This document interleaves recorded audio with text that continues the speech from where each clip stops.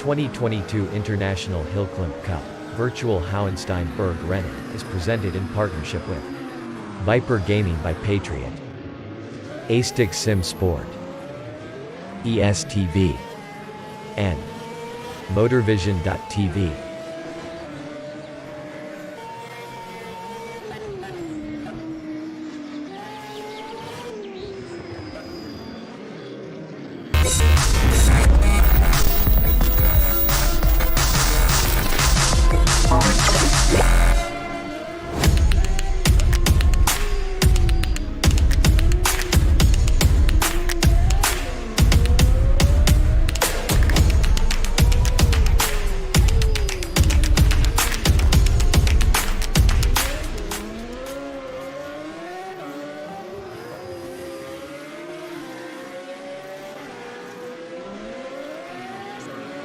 A 1v2 for the tournament. Pressure is on.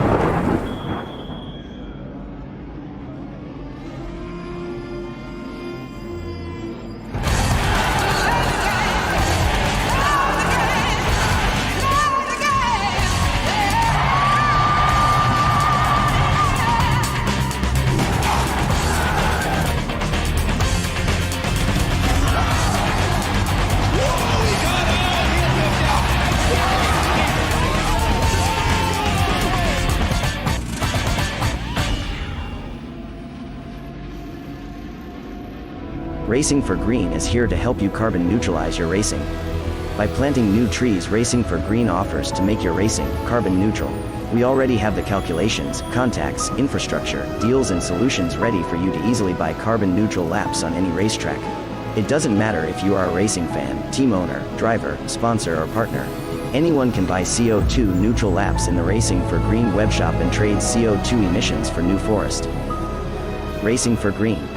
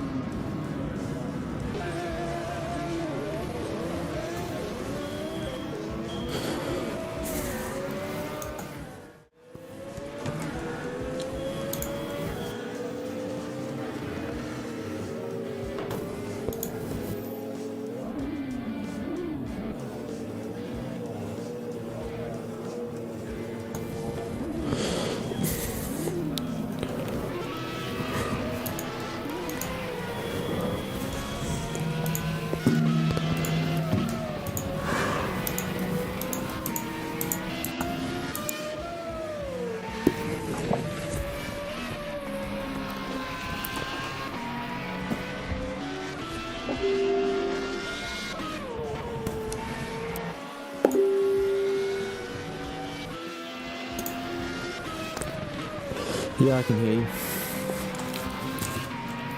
What, we're on now?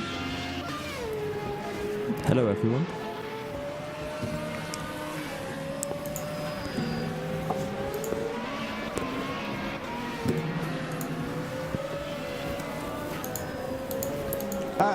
I'm sorry about that, Yusuf. I had a Windows update on the PC that I was supposed to be on TeamSpeak with you on, so I couldn't tell you that we were live. I tried to text you in the text messages and everything, but Okay.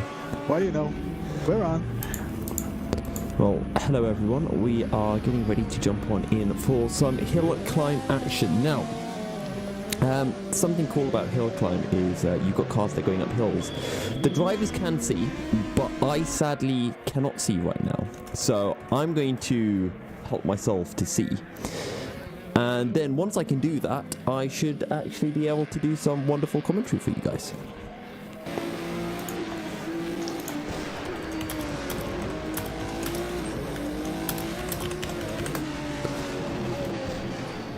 Right now it's the qualifiers that are on, so everybody's trying to set the best possible time in order to fit into the kind of sequence of when the cars go up the hill.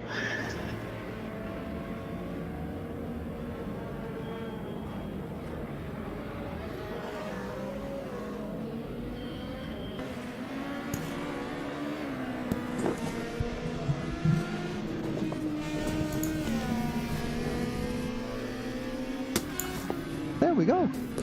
And with that, look at that. I see you guys I see have Yusuf. my I'll make it wonderful so you guys can see him as well. camera. Now, all that's left for me to do is to get up my notes.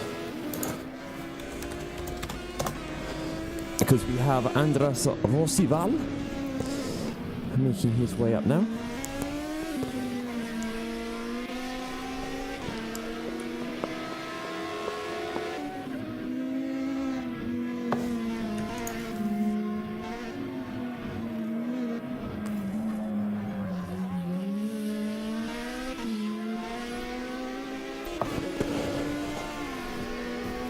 You know what, Yusuf, it doesn't look like he's entirely serious about it. He's like throwing the car from side to side just to get the tires hot.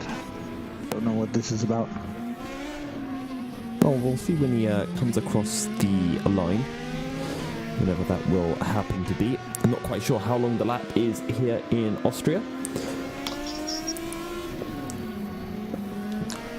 Oh, if I read on the loading screens, I would have known. I would have been able to help you on that, Yusuf, but I can't remember. I'm sorry. I'm just trying to find Andras' name on the standings because I can't seem to find it. So now I'm questioning whether... Ah, no, I have found him now. He is your championship leader. Yeah. Having won every single round so far. The Spaniard, the only Spaniard in Category 2. And here's BMW E30 Turbo. Ooh, that got some airtime over that bump. The wonderful thing about having the hill climb being on sim racing is the fact that the drivers actually get to drive on the hill climb beforehand. So they have a chance to get used to the track a lot more than you would in real life. Sadly for Andras Roosevelt, maybe, or Andras Rosival, maybe he has not had that happen to him before. Also, I said for some reason that he was Spanish and in the BMW E30 Turbo. No, he is Hungarian in the Tattoos Master. But he has won every single round, just like Javi Rodriguez, who is in the BMW E30 Turbo and Spanish. Different category though. I mean, still in Category 2, but he's in the E2SH rather than the E2SS class. And this E2SS class are 4 drivers in total. As Roosevelt continues to make his way up the hill, runs wide, but critically he avoids that bollard, which could have had a bit of damage, or could have caused a little bit of damage to the car. But it does just look a little bit sketchy, kind of all over the place. It's a long lap.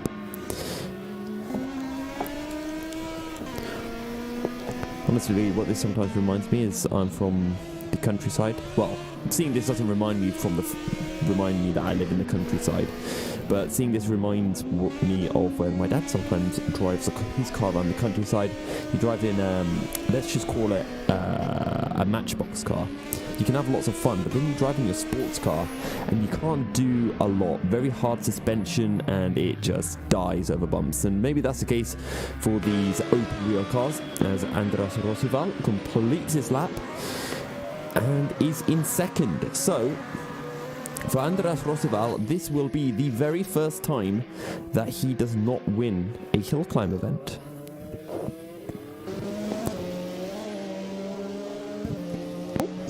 As we see a new car. Problem here, it's not updating the actual driver name. Isn't That's Andreas not Rosival. Nope. It also makes me... I saw it. It was a Greek driver. I saw the flag, but I could not read enough of the name. Oh, running wide into the grass as well. But he keeps it going. And this is why, in my opinion, right, I quite like seeing these cars going around the track more than the open wheel cars, because you can do that. You can get a little bit more aggressive. You can get a wheel into the grass and really ride these jumps and, well, do that. How he did not end up in the trees, I do not quite know, but he is flinging this car around like an absolute madman. It's Pedro Alvarez, by the way.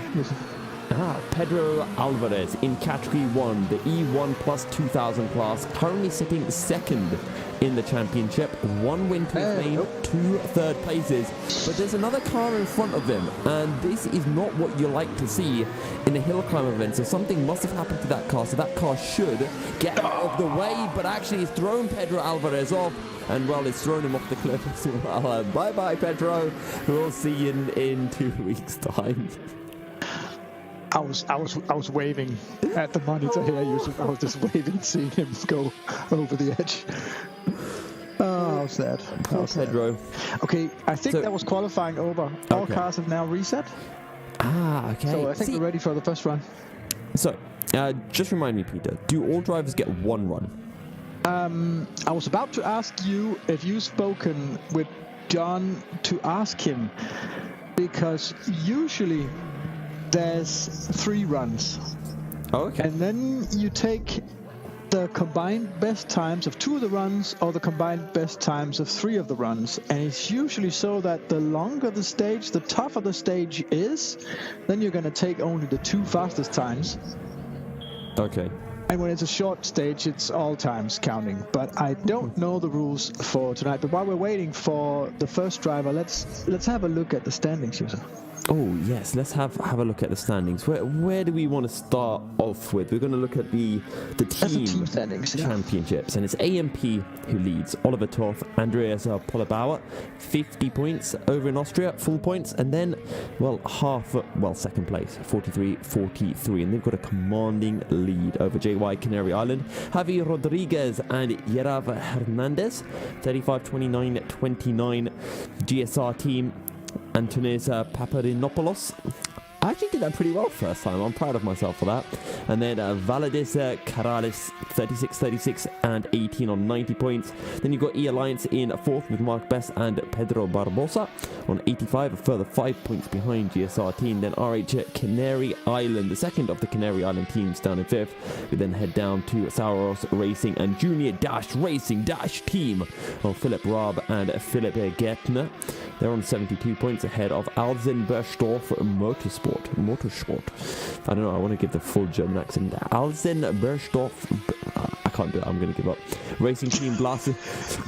Sorry, okay. I give up and then I jumped from 8th to 10th. I can't forget about Equip Regal in 9th, Sebastian Ronat and Eric Tatol. Then you've got Racing Team Blasel with Marcus Blasel. I wonder where they get that team name from. And Jürgen Strasseger. 100% pronouncing that wrong, but he can't shout at me, so I'm fine. Then we've got Joe Barton. By the way, Equip Regal, they are the champions from last season. Wait, who? But it seems that only Sebastian Ronat has been able to put points in for that team this season, in this Winter Cup season. So that's Eric why needs to pick things up. Come on, chop, Eric. Actually, I don't know if Eric's been racing, because if he hasn't, then he can't really do too much. Joe Bart team in 11th, 12th. PLFC, Ludovic Calvet and Patrick Fossev, 27 Motorsport in 13th. Team Dress 2 and 14th, BH Canary Island down in 15th, the lowest of the Canary Island teams. Then you've got Team Dress in 16th, AC Schweinfurt in 17th, ahead of Autocrush.gr. Well, with a name like that, maybe that's why they haven't been picking up too many points. And we've got Team Reunion. Well, they had their reunion in the opening round and since then didn't pick up any points. Swiss JPS team in 20th and last. And then we've got our categories. Now, there's a lot of categories, so I'm going to try to speed run this. Category 2, the E2 SCSS 3000. Sebastian Renat leading in the only Osella FA 30. Maybe it's a bit of a car buff going on there. Ahead of Mark Best, Leo Huart, Philip Gertner, and Francois Karati. Then in category 2, we have the E2 SS 2000. Andres Rosival in the Tatus Master, Agios Andre Pedro Barbosa, and Chris Bennett is your ordering in that championship. Then we head down, still in category 2, to the E2 SH Plus 3000. Javi Rodriguez, Valadis Corrales, John Spider, Nikos Saknias, Philothios Argurio. That does not sound like a very German name, I'm going to be honest with you. And then we've got John Canelopoulos in 6th. Then we head down into category 1. Now this is where things get a little bit closer, and we like closer. So category 1, E1 plus 2000. Tobias Berstoff ahead of Pedro Alvarez. 13 points between the pair of them. Then you've got Antonis Paparinopoulos. See, I can't see the full name. I'm going to guess it's Antonis Paparinopoulos. Yeah, I think so. Ludovic Calvet ahead of David Desprez. Then you've got Jose Alvarez, Josue. I've never seen that Spanish name before. Josue Barroso, Yere Hernandez, David Aguaron, Carl Shigerm, Flo Nielu. I can't pronounce. My French is terrible, I'll be honest. This is where you need Alex Goldschmidt. Flomle. I'm not even going to try to pronounce. And by the way, David Depré is Belgian, so that would be French as well. So that's David Depré. Ah, David Depré. There we go. Right, I'm going to have attempt number 5 at pronouncing Flo's name, which is Flo Melu. Yeah. Frederick Tecker. Awesome. Frederick Tecker. He's got Teckers. Pacheles Angelopoulos. See, I can do the Angelopoulos, the Opoloses, which is the Greek. Frederick Techer. Andreas Valle. I'm trying to help you, Yusuf. And then Frank Dupier. We'll just go that with might be Dupier. Look, if we go on to the next category, no one will notice. This is the group special. Oh no, there's more French drivers at the end that I'm going to have to pronounce their names. Anyway, we'll deal with that when we get there. Andreas Polebauer, Philip Rabe, Mitko Christov, Julen Galparsoro, Louis Lacroix. Oh, I nailed that one. Bruno Guedes. Except it's Lacroix, but okay. I'm killing you, Yusuf. I'm sorry. No one was going to notice, Peter, until you brought that up. Until I brought it up. No. Okay. Hector Rodriguez, Marcus Blasel, Juanma Fuentes, Todor Kostadinov, Nicolas F. Statui. I'm pretty sure that's a Cyprian flag. Allman Rudi, Badaiko Alvarez, Jürgen Dies, Denis Lopez, Victor Cabello, Damos Salonika, Oscar Pasto, Dennis Ad. But we're in a bit of a hurry, Yusuf, because Sebastian Runner is going up the track right now. So okay, should we just go to Sebastian Runner? Yeah, let's do that. Yeah. Pick up on the standings. Honestly, we've literally turned the HillClimb into a milky cereal attempt to pronounce names and fails spectacularly. But as you mentioned, Sebastian Ronnet heading up in... This is the Group H special... No, it's not. This is the E2 SCSS 3000, the Acela FA30, your championship leader. First out onto the hill. And not only is he climbing the hill, but he's climbing the barriers as well. Now he's climbing some speed. after that very close moment that has happened very early on, and that can always just put a bit of nerves on you and make you just be a little bit hesitant through the rest of your lap, not wanting to make any more mistakes, as again it just looked like he was a bit out of sorts as he headed into the braking down towards the hairpin. This is a Winter Cup series, so I don't think the drivers practice as much as they do for the regular proper season. Okay. By the way, our wonderful viewers can hear you, right, Peter? Yeah, sure. Okay, cool. Well, I'm here to keep you company. yeah. Well, I mean, it'd be terrible if it was just me, I'll be honest. I barely know anything. At least you know something about the car. Do you know the numbers in the categories? Do you know what they're for? Can I guess? Yeah, do it. Is it how loud the engine is in decibels? It's close. It's the cubic centimeters, like the volume Oh, okay, of the engine. of the engines. So 3,000 plus is 3 liters and higher. 2,000, if it says just 2,000, it can't be more than 2 liters. So my car, what would my car be in? Yeah, my car's not allowed in, sadly. My car's a 0.98 litre car. Sorry, 0.998 litre car. So gotta get that one right.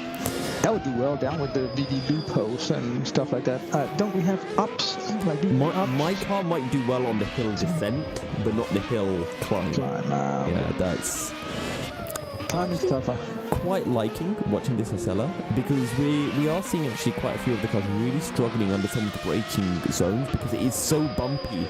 The car just skitters around because the tires just can't find the right level of contact with the surface, so you can't slow the car down and it skitters, and as a result it does make it quite easy to outbrake yourself and run right into a barrier.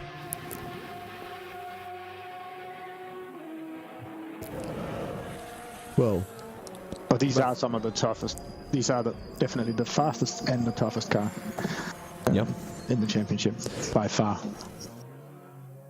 See, the thing that's confusing to me is it's category 2 and not category 1, and it's fast as category 2, and that throws me off a little. So, because in my head I thought, oh, category 2, yeah, but there'll be a category below category 1, but no. We've got another E2 3000 out on circuit. Was that yeah, that is an E2 3000. I can't quite see which driver that is. Ooh, really dropping down into that little That dip is Herbert. He's not in the standings. That'll be a new driver for this evening. Maybe I'll turn this into a pantomime. All of our viewers say, ooh. Just like in George of the Jungle. There's no front name either, or first name either, so I don't know. It's just Herbert. It's just Herbert. Yeah. Honestly, commiserations go out to him. It's really hard when you get born and your parents are just like, the doctor says, so what are you naming him? And your parents are just like, who cares? Leave it blank, leave it blank. We'll deal with it later. Next thing you know, 15 years pass and people just start calling you blank. Or just call you by your surname. And if he's French, the leading H, of course, isn't even said, so his parents didn't even bother giving him a name where all the letters are actually spoken. The T in the end isn't said either, so it's just there. But maybe he can just take the H that's silent and throw it in for his first name, so it can be H there. Maybe. Maybe that works. He is going quite fast, though. I wish we had split times. I wish you could have timing at all, but it seems like it's not really. It doesn't want to cooperate. And is that because I'm here on the broadcast that at the time it's like, you know what, this Milky's first time, let's make things extra difficult for him by removing the timing screen? I'll say there are everything concerning overlays is browser based, and there are issues with the browser inside of Open Broadcast System right now. Because I see it's getting all the data and everything. Oh, that is a crash and a half here. I'm up. Oh, no, he's exploring. It's fine. And that isn't Bear. That's somebody else. No. It's quite a nice. I like the livery. It reminds me of the old F1 Toyota. The white and red. Japanese colours. I will very, very quickly pull up the car selection panel here and say that's Philip Gardner. Okay, Philip Gardner. Philip Gardner is actually doing...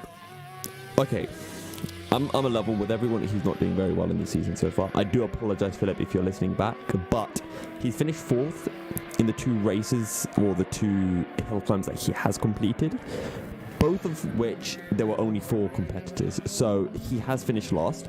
Let's see if he can go one better this time and maybe take some points away from Mark Best, possibly, as that is a very slow looking car of Flo Muller.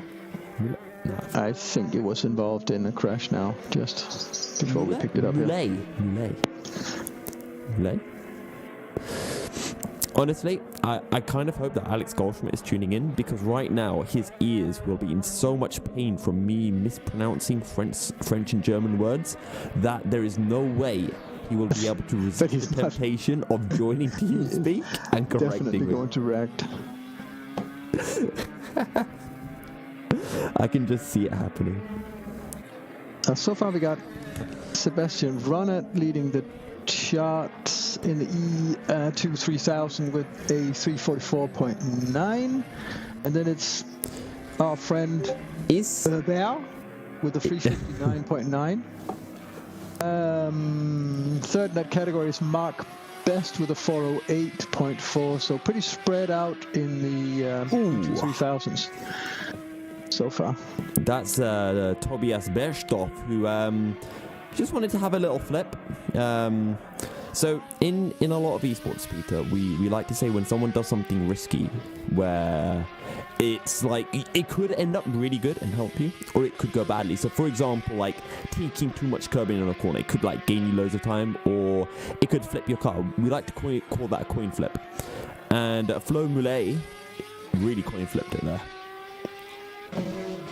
I think because it's such a long stage, they've only got 2 of the runs counting tonight. So what they're trying to do is just gun it on the first run and see if they get a good time. Now, okay, and I'm going to critique that. And I'd actually like to get your thoughts, Peter, on how you do it, because you've done a lot of sim racing competitively in the past. Not hill climb racing, but if you were in this situation, if it was me, I'd think I'd want to get some good banker times in. That's what I'd use my first 2 runs for. And then if I realise I messed up a run, I'd try to do a faster banker time. But if I think I got 2 good banker times in, I'd try to absolutely gun it for my final go. How would you approach it, Peter? I'm not really sure, because if you get one of those really quick ones and a really good run in first time over, of course you're not under as much pressure for the next run, and it seems like the pressure itself makes you make even more mistakes. So if you can get a decent good fast run in like 99-100% to the edge on the first run, I think you're better off than doing like a 90%, 2 90% runs and then try to up that at the end, because I think you can get a better result if you just try and gun it. Fair. I'd just be too scared that if I messed it up on my gunning it run, and then I messed it up on like my banker run as well. But then again, I've never really done much HillClimb, so I don't really know what the limit is. And it's always been something weird for me with sim racing, which I like to bring up all the time because it's essentially a defense mechanism for me to explain why I'm terrible on online racing. Whenever I race IRL, I feel at home in a car or whatever it is. Like I feel like I could push to that level every single lap without making mistakes. Like if you told me to do a lap and you told me to push 110%, that doesn't make any sense to me because I'm always pushing at maximum. There's no like extra that I can really give. But whenever I'm on sim racing, I always find it so easy to make those mistakes, and I don't know why. And it's always why I like to play things a bit safe and not approach the 100% mark when pushing.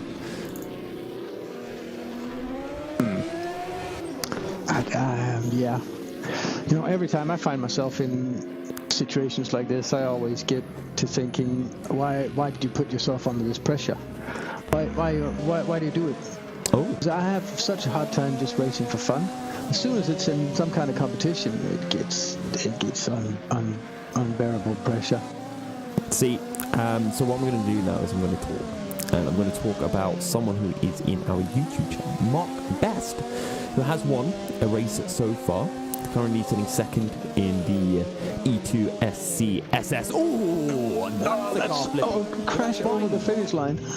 Yeah, if you do it after the finish line, that's fine. You still have crossed the line. But Mark Best was in the chat and he was saying it's very bumpy. And it's what we were talking about earlier, the fact that you can see a lot of cars skittering, especially under the braking zone. And it can cause for a lot of mistakes. And we've seen a lot of cars toppling over, a lot of cars exploring the wildlife here in Austria. I don't know, maybe they'll discover a new species of animal, and you can see that that car just skittering as it breaks down into the uphill right hairpin. Most of the corners are all uphill because, well, it's a hill climb, in case anyone wasn't aware of that yet.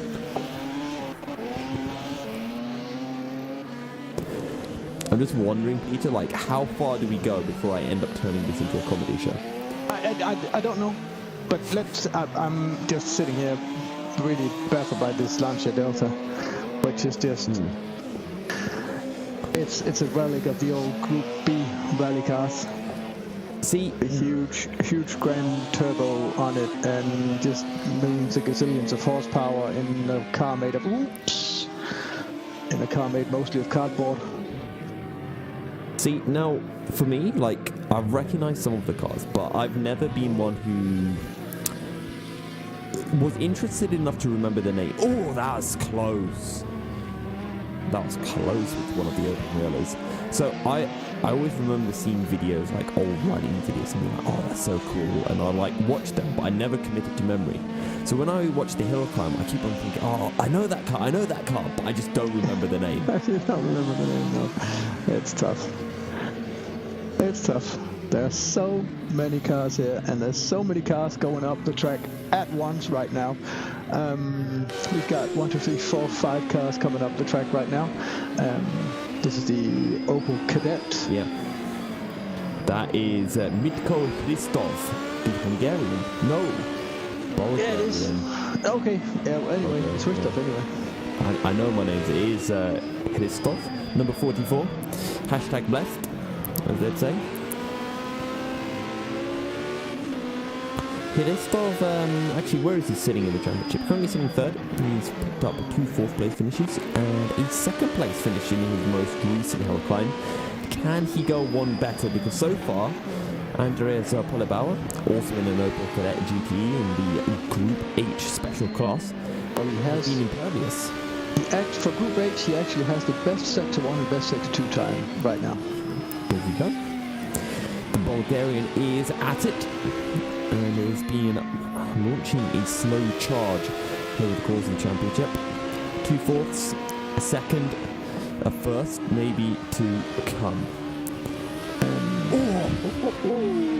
I really wish we could get on boards. Julian Galparesso is coming up, and he's just done the sector 1 in 87.9 seconds, and Christoph still has that sector by, let me see, Doesn't sound like it is. 86.9.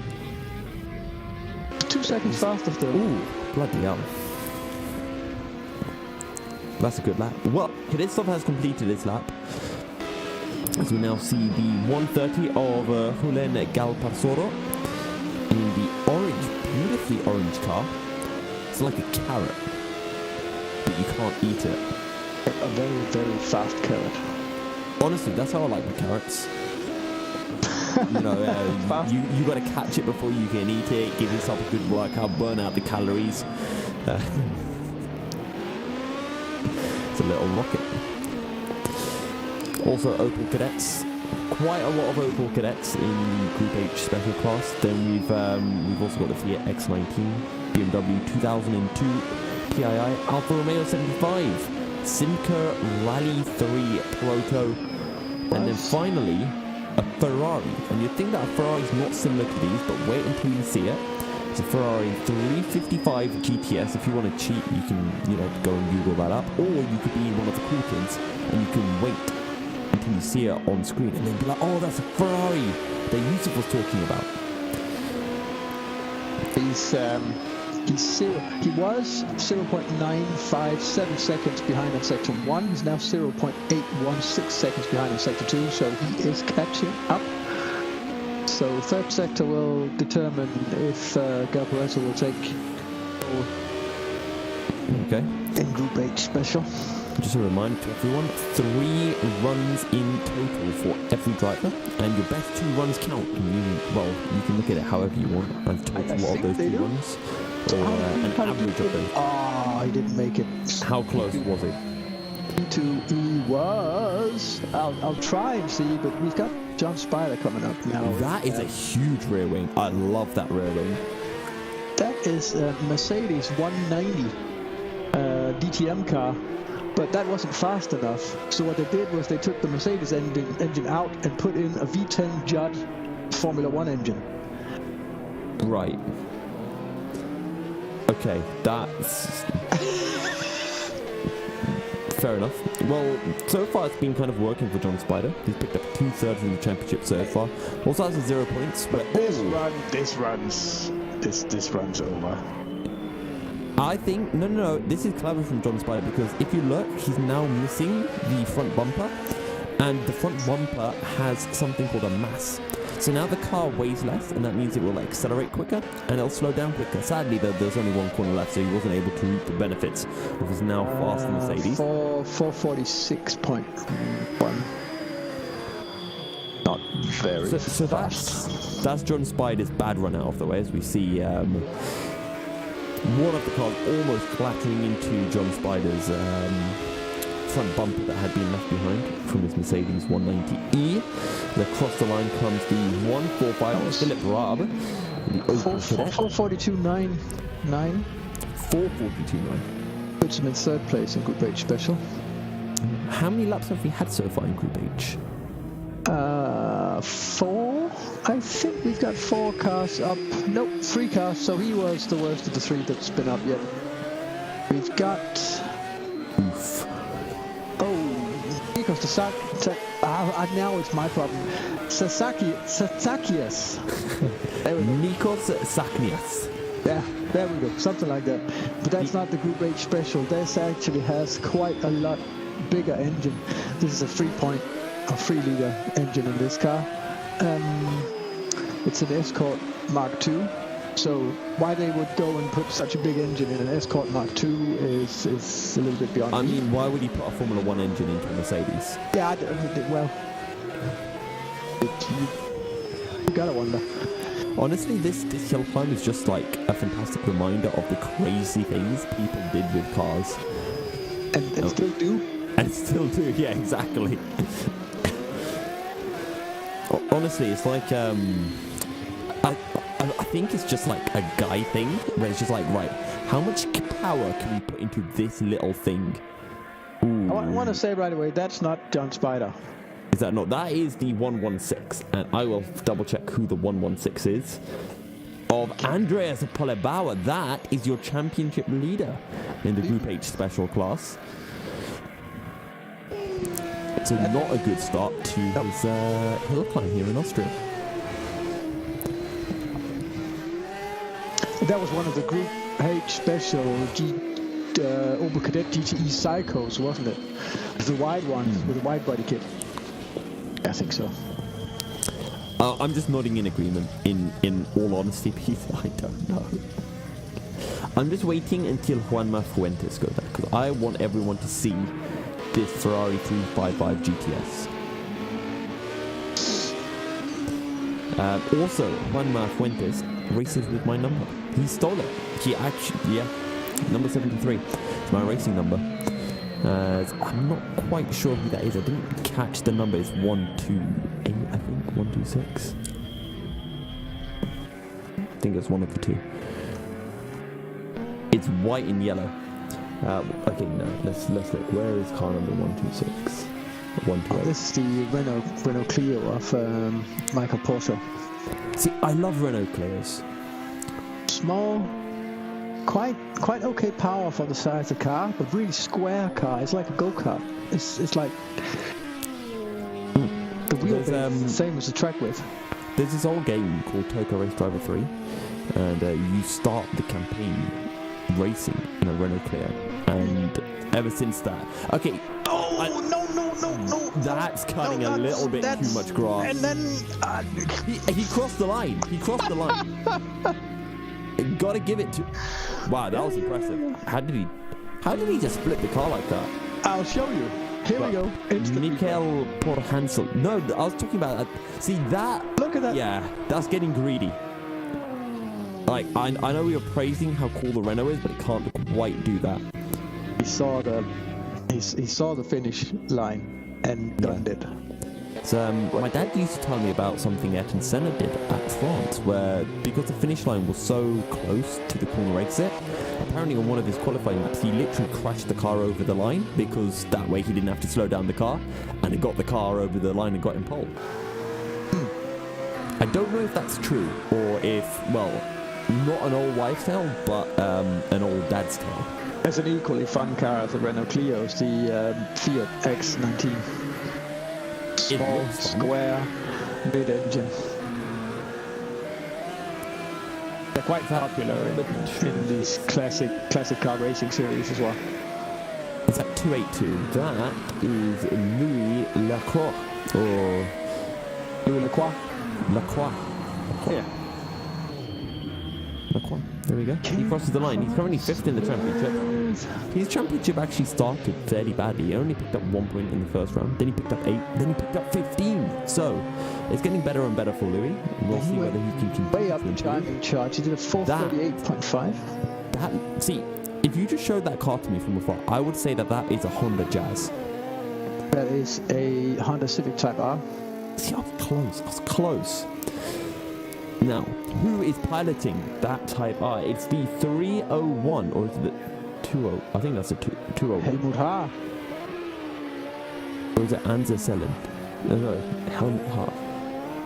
Why can't I see the 301 on my...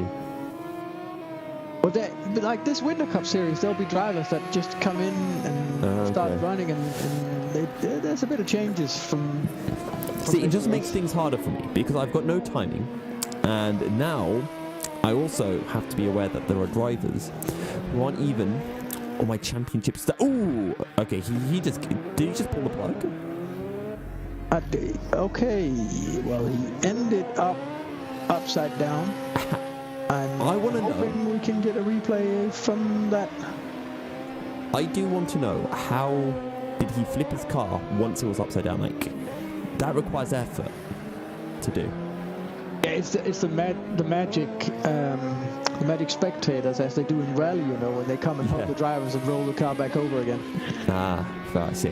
Except here, it's like some of these Irish invisible leprechauns that come and flip the car over.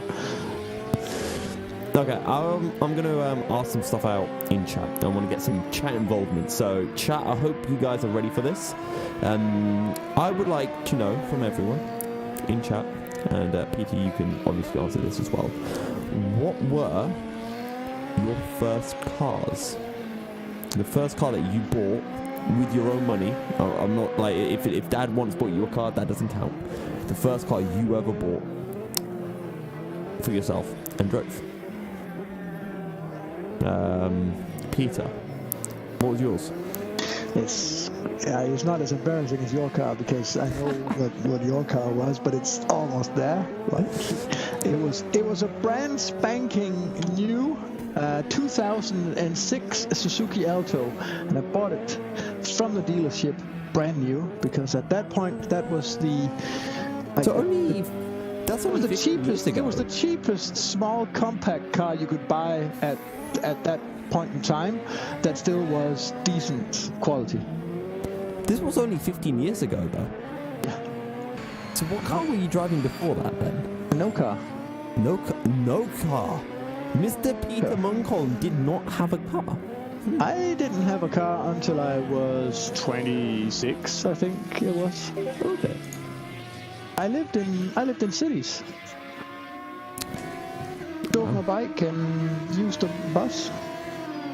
I didn't get around a lot back then. Oh, I can see that. So, okay, what I'm going to do, right, is I'm going to share with everyone else my car. And I'm going to send you a picture of it, Peter, because that way you can put it up on the screen. If I can, yeah. If I can accomplish that. Yeah. There you go, I've sent it. So we've got from Pedro Barbosa, a Volkswagen Golf MK2 1.2 litre petrol 1988. I'm gonna have to get a picture of that one up, Pedro, because I need to be able to roast you for your car. But I don't think that's roastable. I don't think that's roastable. I think that's really sick. That is a really sick car. Damn it. Pedro, why do you have to have such a cool car? There's something wrong with your Kia, Yusuf. What? Well, I need to find cars on track as well. Here we go. How do we, Peter, in the Discord server, stop the restream bot from pinging everyone? I have no idea, and I don't know why it does it at the moment. I'll figure it out.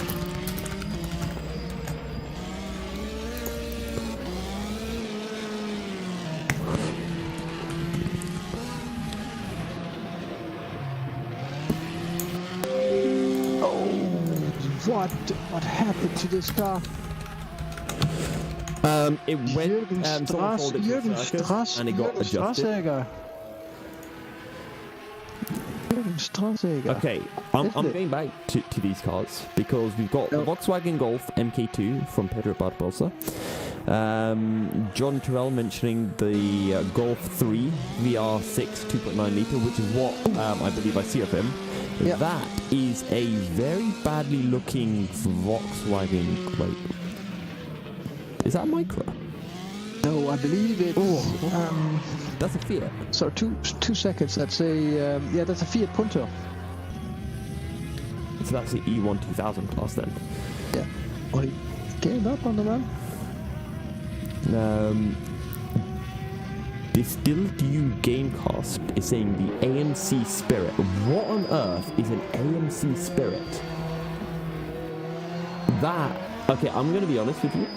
That looks like a car that would only exist in America. That looks like a proper American car. It sounds American as well. Does it? So is it AMC Spirit? Yeah. Okay. So what does AMC stand for? Automotive Group. American Motor Company. They all have okay, names right. like Well, that would explain why it looks so American. See, I knew it. I saw it. I saw it. I was like, something like that. Kind of car. That looks like the Volkswagen Golf MK2, but done wrong. So I'm sorry, Disturb You Gamecast, but I have found a car that's roastable. So thank you for submitting the roastable car. At some point, Peter Munkholm is going to show my car on the screen. I would try and see if this works, but it's it's not. That's my car. Right, it's. Yes. So what you could see is I had parked my car. You can see it's parked beautifully, and a tree just came and hit it. So, a tree just came and hit it. I came out one day and was like, well, what the hell? How did this happen to my car? And yeah, it's one of those sneaky fast trees. Exactly. No, the true story is I've got a little track in the back garden, and I was sort of whipping it around. I was practicing some what do you call it? Rev matching. And I decided to go the other way around the track, go a little bit fast in the braking zone. My foot slipped off the brake pedal. I went back on the brake pedal, and then the brakes didn't work because there's a weird thing with the ABS. And then I went into a tree, and the result is what you guys saw on your screen. Yeah, trees and cars don't mix. They don't. It's like, have you seen this sand that when you put it into water, it just doesn't want to mix with the water? It's like hydrophobic, I think they call it. Like you put something into the water and it's hydrophobic, and it just doesn't want to mix with it. Like cars are tree-phobic. Cars are tree-phobic. They just don't want to mix. Water-phobic as well. just don't want to mix with trees. Yeah. It's bizarre. I don't know what they've got against trees, to be honest. That- Pretty cool. I hope it's going to replay this, because this that's it's a Volkswagen Corrado. Here we go.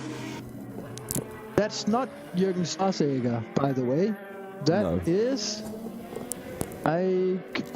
is Pablo Suarez. Volkswagen Corrado. I see he also went for the strategy of removing the front bumper from the car. Apparently it's popular. Yeah. Well, I mean, we've seen it 2 times. That is the 42 Just of crossed the Damos finish line. Salonika. Just crossed the finish line. 5:21.3. That doesn't sound fast. Nope, he was in last place in Group H special. Who have we got coming up track now? Who have we got? Or was that the end of the run? We've got Rudy Ullmann, no time. Marcus Blasel, no time. Niklas Douglas, no time. Dennis Arsenidis, no time. Arsenidis?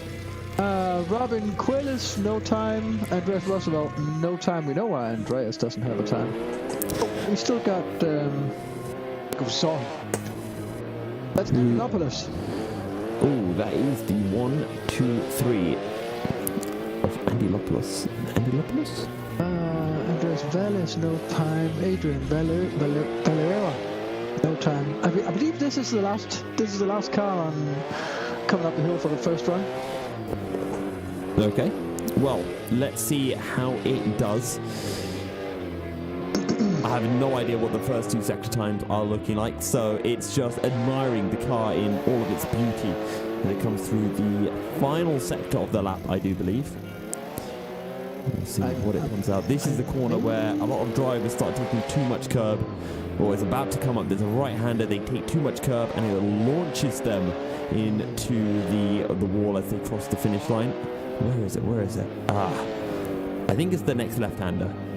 That they... that was the one. That's the one that they take to the finish line just there. Is it any good?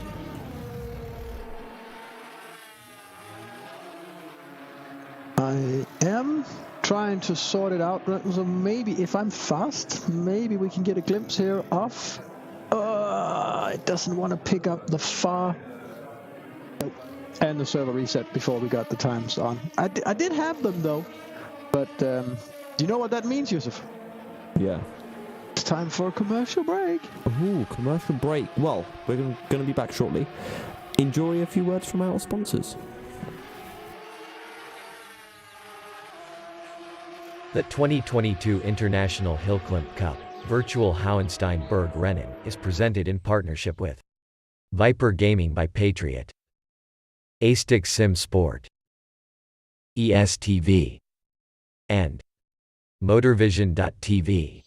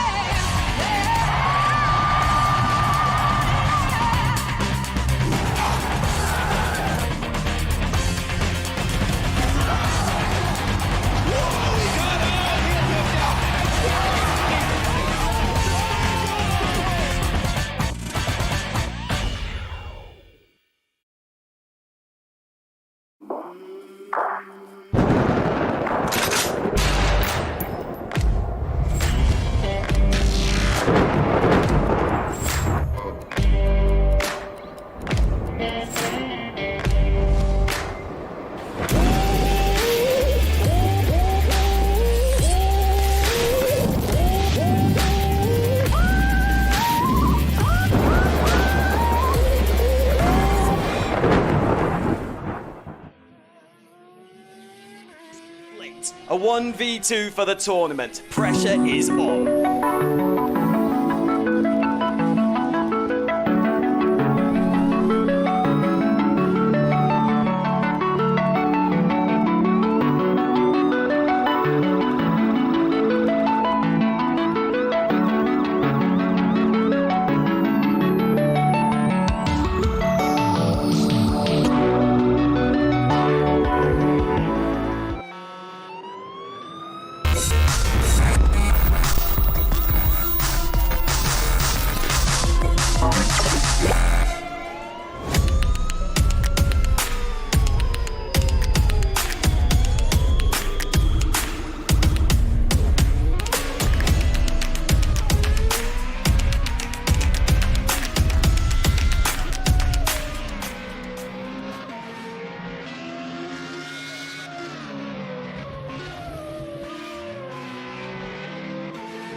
Racing for Green is here to help you carbon neutralize your racing.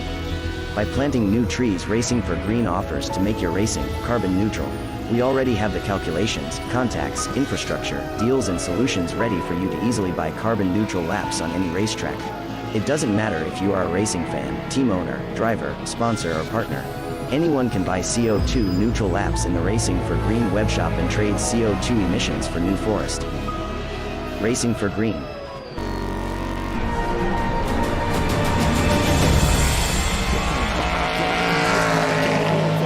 Second set of runs here on HillClimb, and to make things even better, and you guys are gonna love this, we've got timings up. And I can see the timings as well, which means we can be giving you even more information here for the HillClimb series. Sebastian Ronat making his way up the, you guessed it, hill for his second run of the day. I can't actually quite remember where he finished for his third run. I think it was third. And he's got Herbert not too far behind him. And Herbert actually won the E2 3000 first run. He was the quickest in his Osella FA30. Usually Sebastian Ronat the only FA30 out on the course, but now Herbert also joining Ronat in the Osella club. So first sector then for Ronat. A 111.0 for Herbert. Behind, it's a 115.2. So a little bit off there, sadly for him. I bet you Sebastian's going for the safe run now. It doesn't look as like he's pushing as hard as it was in the first run. Although these cars just look mental. No matter what you're doing, they're just like slow in this car is still insanely fast. Yeah. Well, if it was me, I think it would be in a tree already by now, possibly. He must be close to his sector 2 time now. Yeah, we'll see what it is when he does come through. 111.0, his first sector time. Not quite sure what an ideal sector 2 time is, but we'll find out, because I'm sure it'll be a representative time from Sebastian Ronat, who leads the Category 2 E2 3000 class. I can't remember seeing anything faster than 111. But he's 80% done on the stage, and we haven't seen a sector 2 time yet. There we go. 158.5. And now just a few corners to go. The goal, or he goes under the bridge, does Ronat. I think there's only 5 or 6 corners now remaining in the lap. We'll see that infamous right-hander.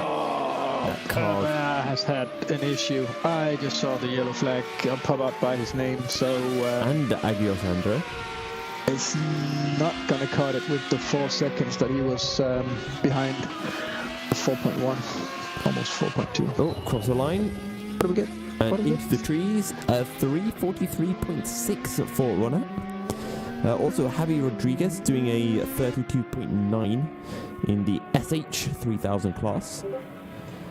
Got a few others going around. Philip Gartner, 118.9 in his opening sector. That is not Javi Rodriguez that had this crash. That's the 195 of... I will find out who that is eventually. Yeah, it is Javi Rodriguez. There you go. Oh, there you go. Well... No, I'm trying to find that 195 on my sheet, and I don't have it. Yep. So, but it is. That was Javi Rodriguez. Yeah, a debut race for Javi. He started first in this run, though, of the E2 SH 3000s. So he must have been the fastest guy in the last run in that class. Wait, but Sebastian Ronat started first. Was he also fastest in the first run? No, but he wasn't in the E2 SH 3000s. He's in the E2 3000. Yeah, but he was the first of the E2 3000s to go out. Yeah, no. Okay, that's because of qualifying time. Yeah, of course. So they're still running them by the qualifying times and not by the time in the last run. Well, okay, Alvarez still going. That is the 153. A very good looking car as well of Tobias Bergstoff in the Lancia Evo 4 or Mark 4. Currently leading the championship, 2 wins and a second for Tobias. And he's gone purple in the opening sector.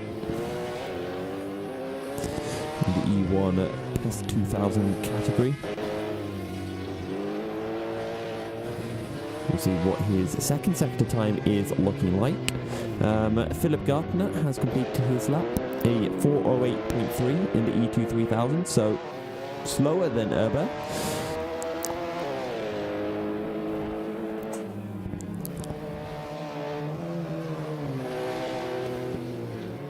Continuing his ascent is Bergstoff.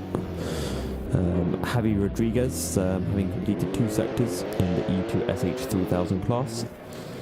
Remember, Javi Rodriguez leading the championship currently in his BMW E30 Turbo. We haven't got any sector times on him yet. We have first sector 32.9, second sector 2 minute 22.3. Yeah, it hurt him with the Nice crash. little lock up, and that is going to be the lap time, drawing to a close for Javi. And it's enough to jump him ahead of Tobias Bergstoff, but then again, different class. With the crash still? Yeah, okay. He must have been gunning it on the rest of the stage. I didn't catch that. It wouldn't surprise me if he was, to be honest. Andras Roosevelt is on a lap in his Tattoos Master, a 125.0 in the first sector. And that is in the E2 2000 class. Have we had any other E2 2000 laps? We've got Agios Andre, 126.4 in the first sector, 2 minute 15.0 in the second sector. So Andras is quicker.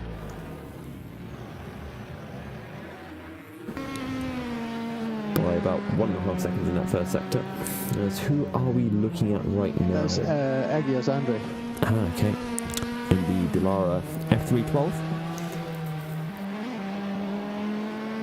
Those are cars that you definitely don't want to be touching any of the grass with. As he just touches Yeah, the grass. never mind.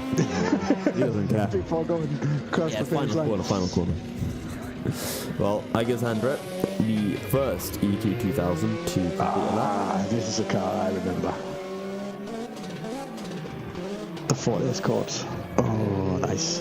Did it have a nice number 32 on it as well? Yeah. It's Pedro Alvarez. He's driving around with Pedro Alvarez. Well, Pedro is second in the championship, 13 points behind a certain Tobias Bergstoff. Now, the question is, Pedro Alvarez, what are his sector times looking like? If I can find Pedro Alvarez on my timing sheet. Yeah. Well, I can't find him. Either that So 124, 3 on sector 1. 2:15.7 on sector 2, and he just completed his run with... Where did he it's slower. go? It's 4 seconds slower than Tobias Bergstoff. And where did he lose that time? He lost over a second in the first sector, second sector 1.5 seconds, final sector another 9/10. So Tobias Bergstoff just being quicker. Bergstoff looking to pick up his his third win of the season and extending his lead at the top end of the championship. As we see the number 67. Who is the number 67 again? Jose Alvarez. See, how do you find this out quicker than me? I've got the producer tool for selecting cars, so I just go to the producer tool and see what car is on screen. In other words, Peter's cheating. Or I get the overlays in a browser window where they magically just work, but when they're put into OBS, they just don't want to do anything. Well, Jose Alvarez, 6th in the championship right now. He finished 10th in his first round, and then he picked up 2 5th place results. Yeah.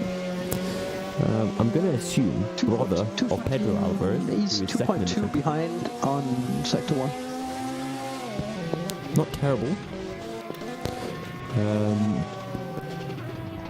Yeah, he's the second off his brother in the opening sector, which I guess is somewhat reasonable. He is actually faster than Müller, which I guess can be expected. He's ahead of him in the championship. And so as he continues his ascent up the hill, if he continues driving like this and don't have any major issues, because he is very tight and quite fast. Right. If he can continue this, he's going to improve. Oh, that was close. Like just touching one of those pieces of rock or like the cliff face there on the inside, just touching with one of the wheels, and it's going to throw you upside down. I kind of want a loop-de-loop in our next HillClimb event. See how you see how they know where they can cut the track and where they can't? That's from many hours of practice, I would assume. Yeah. But then sometimes it does go a little bit Very wrong. impressive run, this one. I think he didn't use the handbrake, but he was doing like left foot braking while on the throttle to kind of make the car throw the rear end. Well, Jose Alvarez, that first sector was a decent time.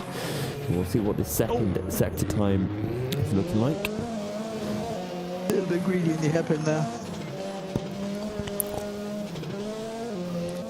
Well, now it's a right hairpin. Doesn't take any grass this time.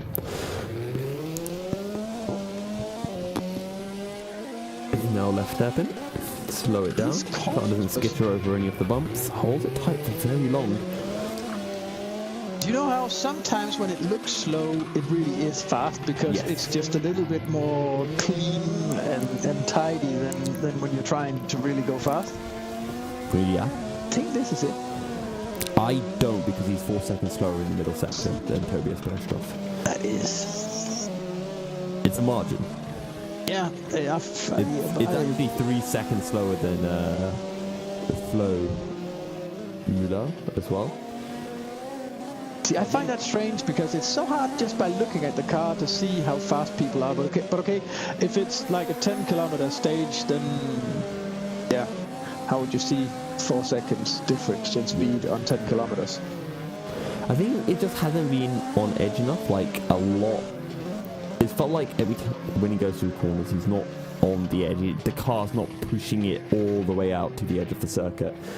At least that's what I've been able to see. It's the 81 is definitely pushing it to some degree. That's Pedro Barbosa in the Dallara F312. He's already had his issues before we caught him on camera here. He's 7.8 seconds behind on sector 1. Yeah. But maybe he can recover something in the next 2 sectors. Those open wheel cars, the Formula cars, they're so nimble. See, usually I wouldn't hear someone saying that about an open wheel car that is nimble. Like, I'd expect that more for like the Volkswagen and the Fiats. But it is. It is, Yusuf. It's changing direction immediately. Yeah, fair enough. But where's the turning circle on that car? Quite small with the steering lock they put in for these hill climbs. Quite small. Look at the acceleration. It was almost parked there and just woof, went away again. That is crazy. Gotta gas it, gotta floor it, gotta shoot up the hill. Pedro Barbosa. What is this middle sector gonna be? Actually, he's taking that corner fairly well, because that's usually where you see the cars really skittering under braking. Pedro Barbosa had no such issues. Oh god, that does not look pleasant. Honestly, it pains me to see an open wheel car juddering like that over the bumps. I just think it's gonna like break. You think the driver's wearing like these rubber teeth protection things? I think they might need a rubber butt protector as well. Like kidney belts and the teeth protector. Yeah, gum shields. Yeah. Well, that's the second sector done, a 2:15.7, which is only 7/10 off Agios Andre, quicker than Andras Rosival. So it's all come down to that poor opening sector from Pedro Barbosa. So that must be so annoying, seeing that you're almost fastest in sector 2, and then you're dragging those 7.8 seconds around still. Patrick Froelich, has completed his lap in 5:18. Saved it. Well, that was exciting. Yeah, he's actually his final sector matches almost identically to Andres Rosival, just 1,000 slower. But sadly, his overall lap is much, much slower than Tatos Rosival. Christoph looks to be taking pole or like fastest time in Group H Special for now. He's got fastest sector 1 and sector 2 times. Yeah, good stuff from Christoph so far. I don't think any of the other Group H Specials have done their laps yet. So this is like watching the Finnish rally. It's like 10 seconds in a jump, 10 seconds in a jump, 10 seconds in a jump. it would if there was some snow, I'd say. Right, then it's definitely a Finnish rally. There we go. Fastest. Yeah, Group H 4:37. I'm just going to clarify again. He's the only Group H Special to have done a lap so far. Oh, but he started P11 in Group H Special though, so there must have been a lot of guys ahead of him, because they didn't get any times then. I don't understand the system. The system's complicated. As I like to say, the system is above my pay grade. George Mellis or Jorge Mellis. I don't know if he's Spanish or. There is one way to find out. Oh no, he is crashing though. Ow! And he's upside down. And he he's done. gave up. Yeah. He gave up on the run. I don't See, that must mean that we only have 2 rounds counting, because if you crashed like that and it was all runs counting, you would have still gone on and tried to get the best time that you could. Yeah. When you can throw away a run like that, it must mean that it's only the 2 best runs counting for this round. To be fair, his middle sector was pretty good. His middle sector was actually faster than Jose Alvarez. Slower than some of the others though. But it was decent until that point. There is the own 130. Julen Galbazoro. Okay, I'm gonna need to check that one. I know, you don't need to check if he's Spanish, but I think he is. I don't think anybody other than Spanish would be named Julen. Julen doesn't sound like a very Spanish name to me. Julen Galparzoro. Galparzoro. Zoro? Soro. It was worth a shot. Well, if he's from Barcelona, it would be Galparzoro.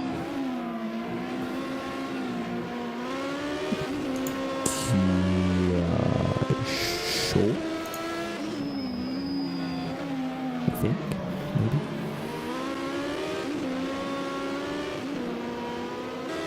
We've got a yellow flag out. That was Charles Angelopoulos completing his lap in the Lancet Evo. Where did he finish? Oh, this one's close, Yusuf. Hold Okay. it, 0.03 seconds behind that sector 2. Well, let's see when he crosses the line. There isn't a hair width in this. 0.189 afterwards behind that sector 1 and 0.03 on sector 2. Well, let's see. Mitko and Hristov currently leading Last turn right, in the Group H class. Yep. and then the left one and over the line. Yeah. Where is it? Ooh, it's not enough.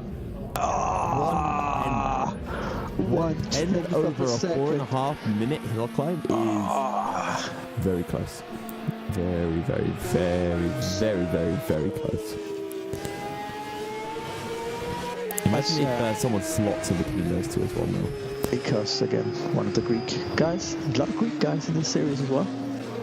French, Spanish, and Greek seems to be. There's only one British driver as well. And that I really wonder why, because HillClimb's quite popular in Britain, right? No. Don't There's think so. a lot of HillClimb tracks, though. There aren't a lot of hills. We got a lot of hills. There's a lot of Scottish HillClimb tracks as well. Yeah, okay, maybe in Scotland, Peak District as well, there could be something. But honestly, in the UK, apart from Scotland, apart from the Peak District and there's one that's near Manchester. Yeah, well, your highest, still your highest hill or mountain or whatever is still more than 600 meters tall, right? It's 680 something, isn't it? I genuinely don't know. I will find this out. You know how high the highest point in Denmark is? I'll be honest, I don't know. So 120 something meters. I don't even remember how much it is. I think it's 124 or something like that. It's like if a tsunami comes, you can't even run and hide there. It's still too low. Oh, the fine. Yeah, it's only 170 meters. What?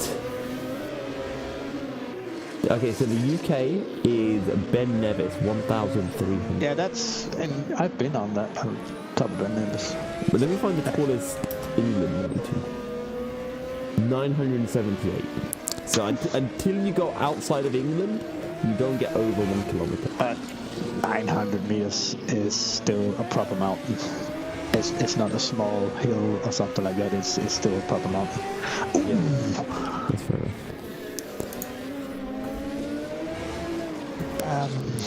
Philotheus Agurao? I don't know, but the BMW was nearly losing Philotheus Argurio. in the last corner. Where is Philotheus? I didn't see where he ended up. He ended up in That's not good. P16, so no. Yeah, P16. Second in class though. But 451.5 and the best time is a 426. It's the E2 SH3000s, and there's 3 cars or something like that in that class. Yeah, I mean he's ahead of John Spider by 2 seconds, but then John Spider had a big moment somewhere, I think. No, he didn't. You didn't see this run from John. You saw the last run, and that was when he had a big moment. Yeah. So it's not going too well for John right now, sadly for him. Do you want to actually have a guess, Peter? Where do you think, what nationality do you think John Spider has?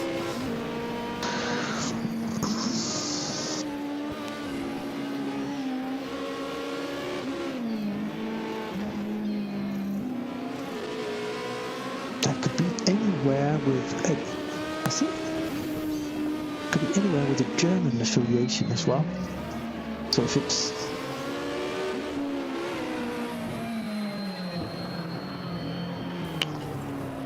I have no idea, but he could be French or from Belgium or Poland as well.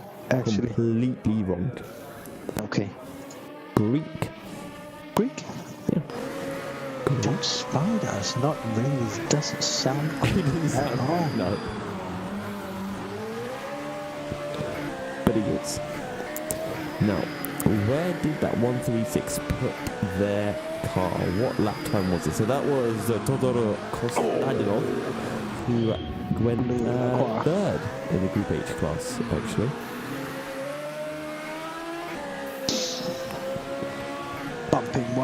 Lacroix bumping one of the stones on the outside of one of the many corners.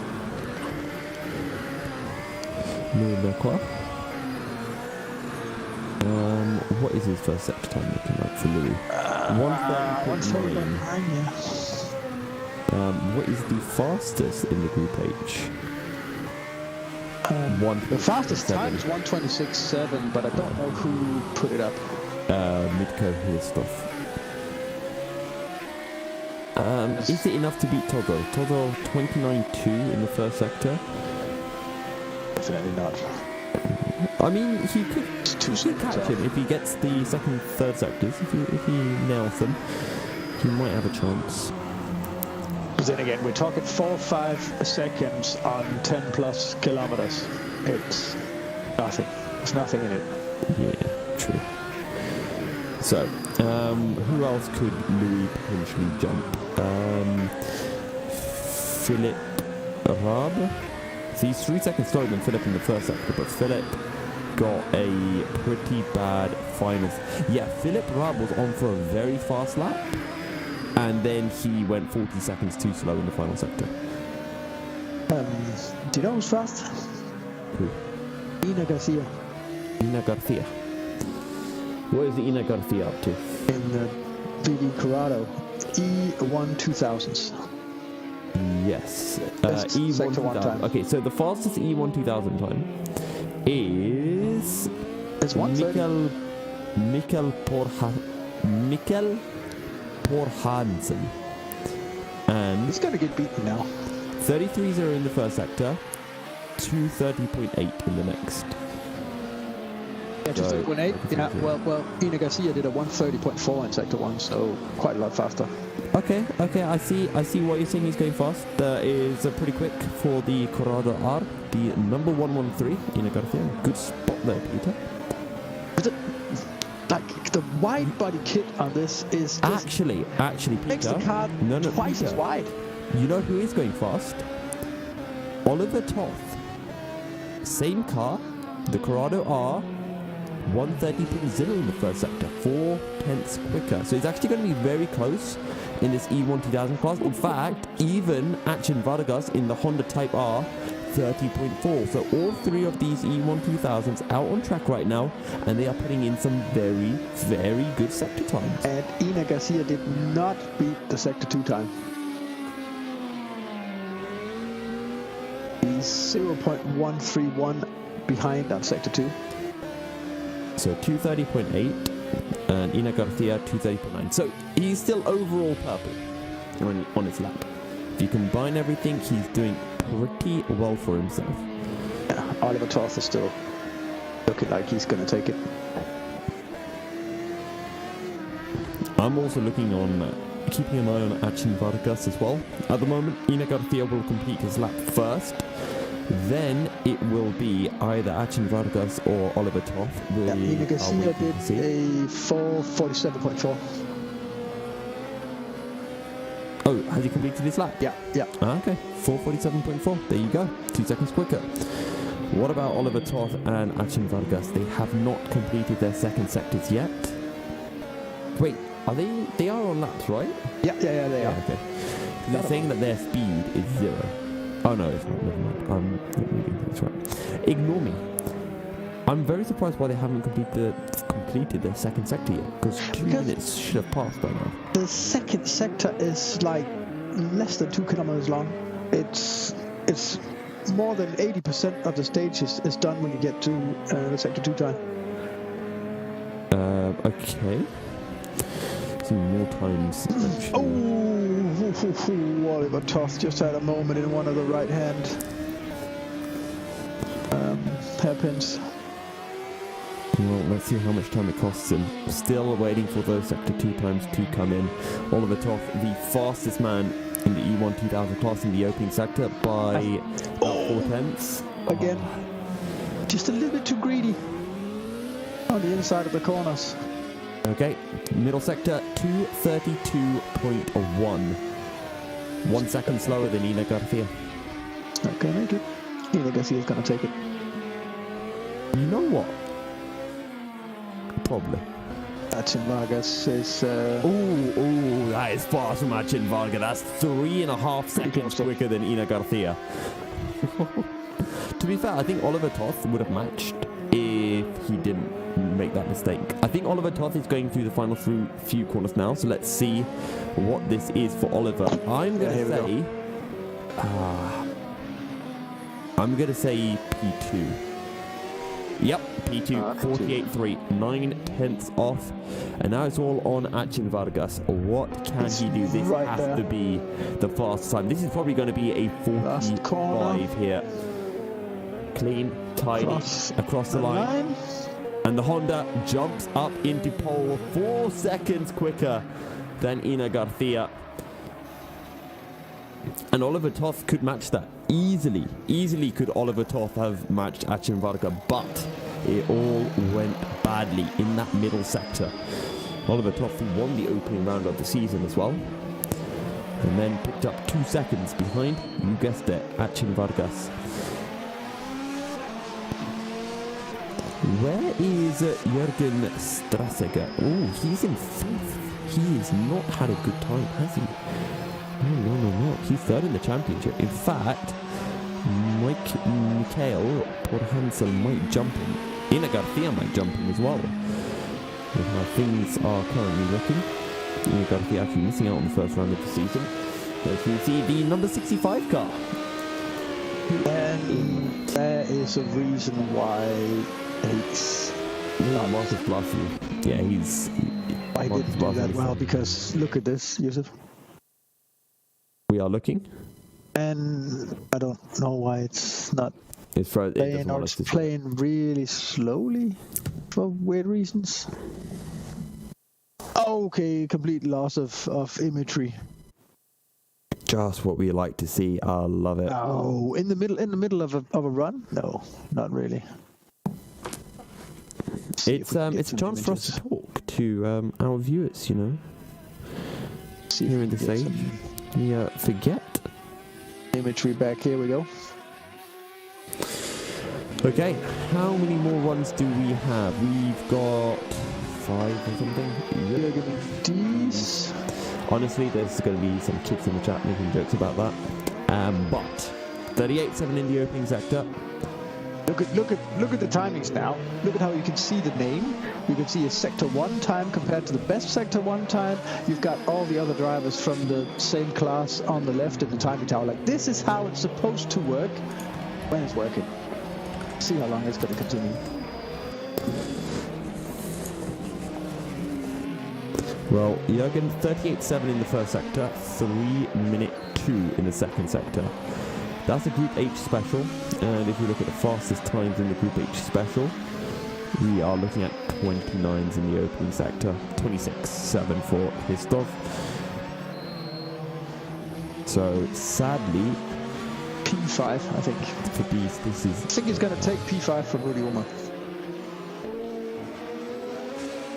I don't think so. I do. No, he's going to be like 8th. This is not good. You don't think so?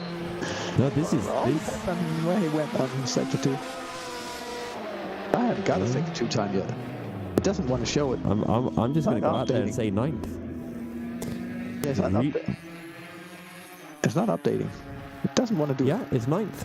5:28.9, 7/10 slower than Philip Rabb. He had a really bad middle sector. He went 40 seconds slower in that middle sector. And then Philip Rabb, he had that really bad final sector. Otherwise, Philip Rabb would have been right up there in his Opel Cadet.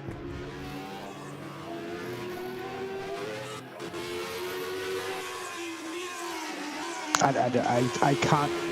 There's no way I can understand why it doesn't want to update. Damos Salonica. I don't know why I'm doing everything with an Italian accent. That is also Group H special. We've got 1, 2, 3, 4 more cars to complete their laps. 6 cars. No, 4 cars. No, 6 cars. George Mallis and Pullabauer and Andreas Pullabauer are on their laps. Andreas Pullabauer, your Group H special class leader. So that's someone that I really do want to look at. Can we get Pullabauer? Yeah, he hasn't started his run yet. I think he's already been there and he's pitched his run. Okay, fair enough. He might have just crashed on Sector 1. No, he's done 2 sectors. 28.7 first sector, 21.9 middle sector. So not purple in either sector. And maybe Andreas Pullabauer will be for the first time. Oh no, there we go. We've got Polabauer up on our screen. So 28.7, 21.9. That's not Polabauer. That is Demos Salonica. So massively dated. Yeah, it's the stupid timing, Yusuf. You can't rely on it. It's so annoying. He's 18.2 seconds behind on Sector 1 though, which is massive. So, what you do, like, driving a Ford Escort like that, I don't think times really matter.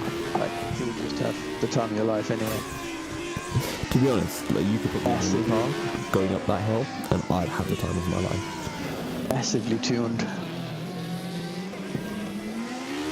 There's something done with the engine in that car that really doesn't, like, that is, it doesn't belong there in that car.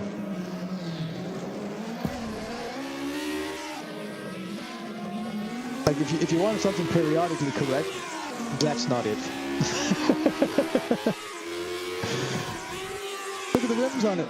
It's running on 18-inch rims with low profile tires. It's so out of period. it's crazy.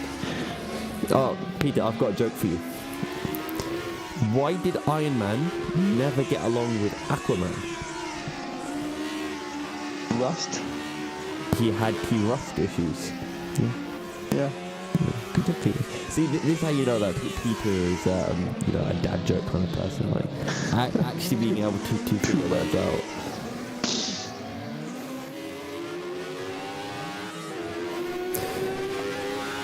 So, who is that? That is Salonica, right? Yeah.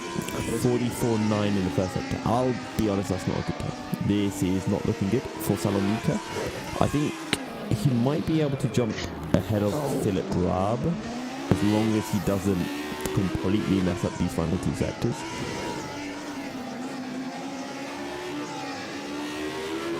But then again, I saw in the replay, I can't remember if we caught that and put it on stream, but I saw Philip Raab being stationary for quite some time after a crash, so... Oh yeah, Philip Raab went like 40 seconds slower than normal in the final sector, so... Like, legitimately, that time from Philip Raab should have been good enough to get him into the top 5. But a lot of time lost. In fact, he probably would have been top 3. Yeah, well, he won't be last because Polabauer is going to take that one because he isn't going to get a time. Yeah. How many more people left? Matteo Golenz, Pablo Suarez. No one's starting new runs, usually, so this is the last run for this round. I do apologise to our viewers that I've got my hood up, but it's cold here in England, and the alternative is me getting a dressing gown.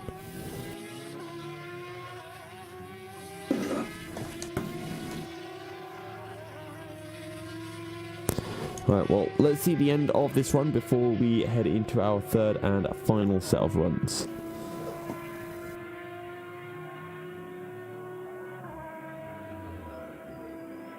That was it. There we go. What was that lap time? Salonica 8th, ahead of Philip Raab by 4 seconds. And into the final set of runs we are going to go. Can we catch a quick commercial break while we're waiting for the first guys to start up again? And this is why Peter's a producer, not me, so we'll catch you guys in a short bit. The 2022 International HillClimb Cup Virtual Hauenstein Berg Rennen is presented in partnership with Viper Gaming by Patriot, A-Stick Sim Sport, ESTV, and Motorvision.tv.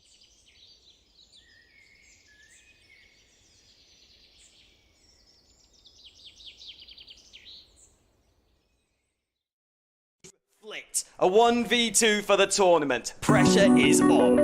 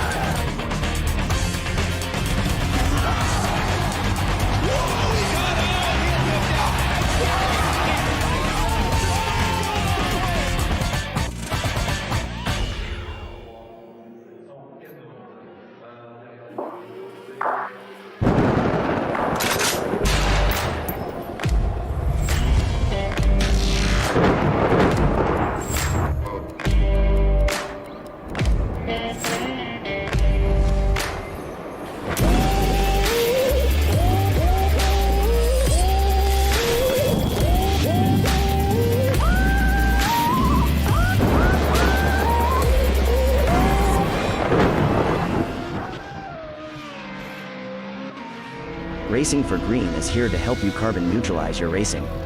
By planting new trees, Racing for Green offers to make your racing carbon neutral. We already have the calculations, contacts, infrastructure, deals and solutions ready for you to easily buy carbon neutral laps on any racetrack. It doesn't matter if you are a racing fan, team owner, driver, sponsor or partner.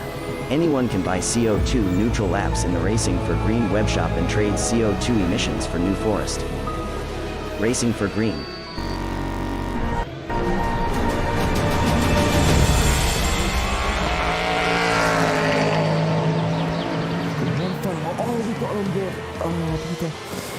You can't just throw me in like this. I need preparation for the excitement. Ooh. Oh, okay. This is too much. Oh, this is beautiful. The thing is, I can't hear any audio sounds, so I almost want to make like car noises in my meow.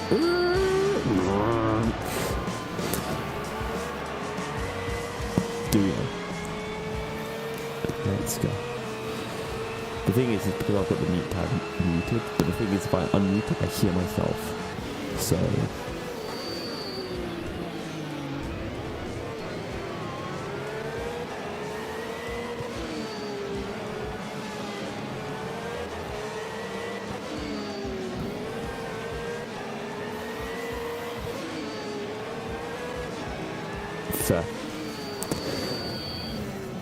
It's absolutely nuts. Who are we on board with? Sebastian Runner? Okay.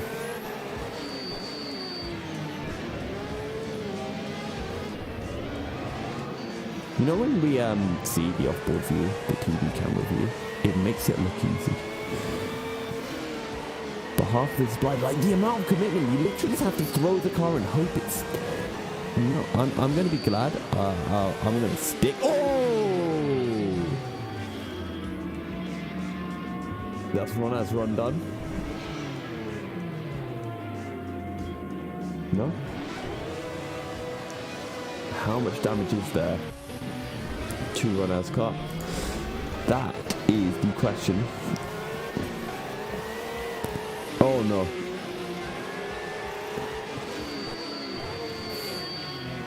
That's good.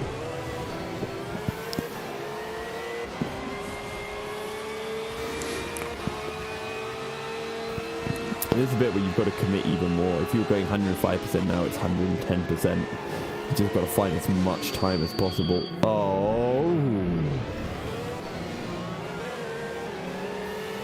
Yep.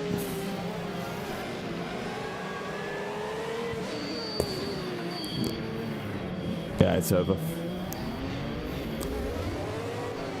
And his first run was not good. Okay, yeah. See, this is why I say you got to have a safety run.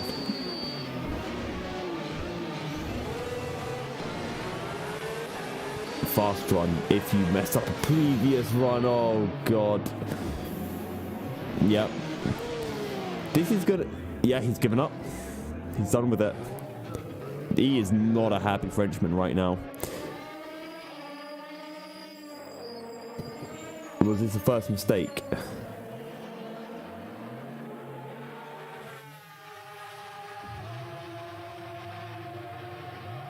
Maybe he thought he had found a shortcut.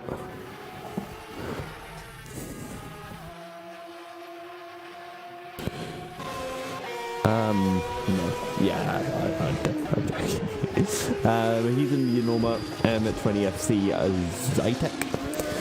2/3. And actually having won last time out did Mark Best, but here in Austria, he's not looking good. Herbert is in a 3:55.6. Mark Best 5.5 seconds off in the opening sector.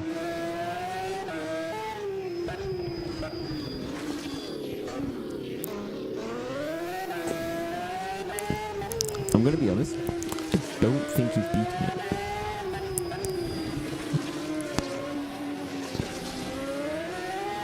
Oh, is it not?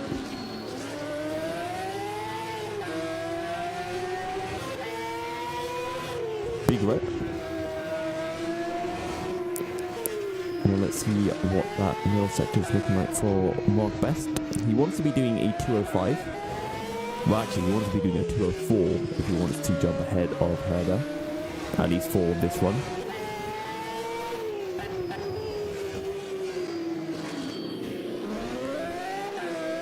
I mean, there's no doubting that Sebastian Runner was the fastest, just that he was pushing slightly beyond the limits, especially on a course as difficult as this one.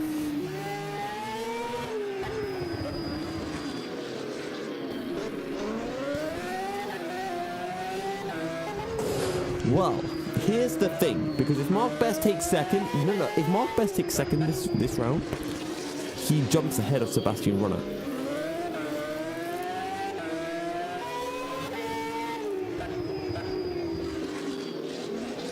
Javi Rodriguez has just done his final time of the day, a 4:19.2 in the E2SH 3000 class. Again, I don't know if that's a good time, because I can't see the previous times. Slight issue that. Tobias Verstoff, 4:16.8. I think that is fast for an E1 2000 plus class. Pedro Alvarez is on a run. Pedro actually going just over a second slower in the opening sector. Okay.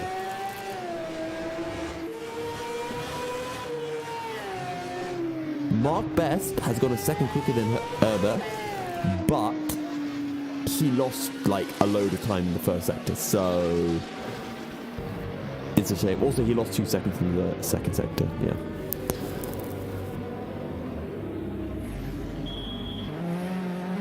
Agias Andre, let's go. E2 2000. No other E2 2000 plus lap times set. Oh no, Tobias Bergpreis has set his. That was a 4:16.8. First sector, first sector, Agios. Oh, sorry, I was thinking of Pedro Alvarez. Pedro Alvarez is second off Bergpreis at the moment. Agios Andre is the only E2 2000 who would do a lap. That's not bad.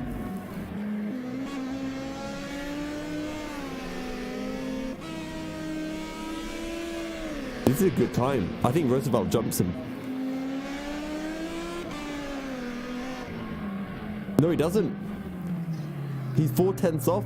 He lost 9/10 in the final sector. Oh. Agios Andre in the championship has not won a race yet.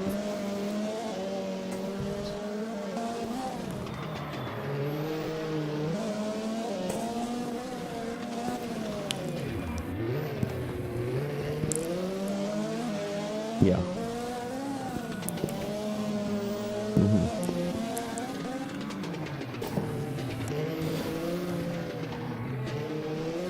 Yeah.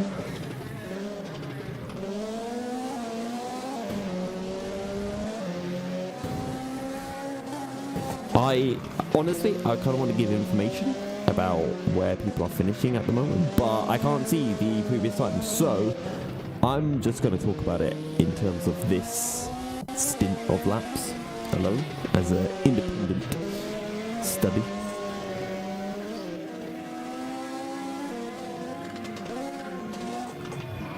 Wait.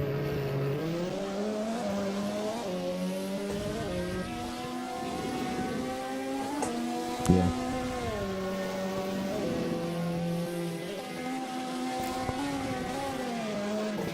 Very true. Which to be honest, I maybe could have almost done it, but I need a printing sheet to be able to do that beforehand.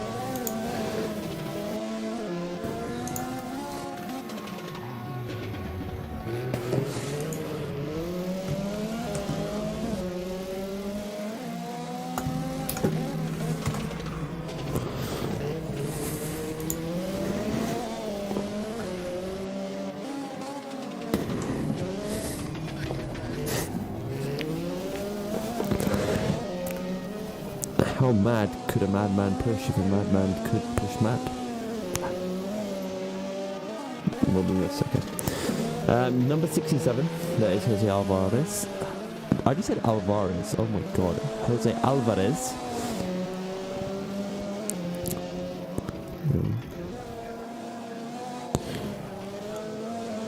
Honestly, that middle sector is decent. It's faster than Ludovic Calvé.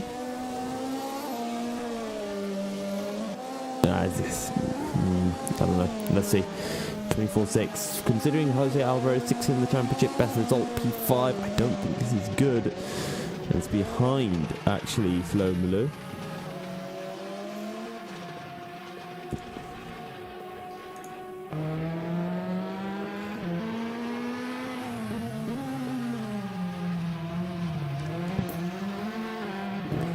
Pedro Barbosa.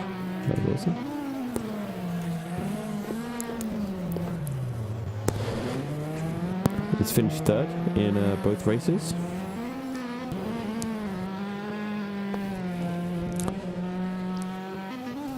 Could this be his best result of the season? We'll see. Also, Andres Roosevelt might not be winning the class for the first time, as Agus Andre, picking up 3 seconds so far in the season, might be on for their first win, having put in a 4:22.5, which is 4 tenths quicker than Roosevelt.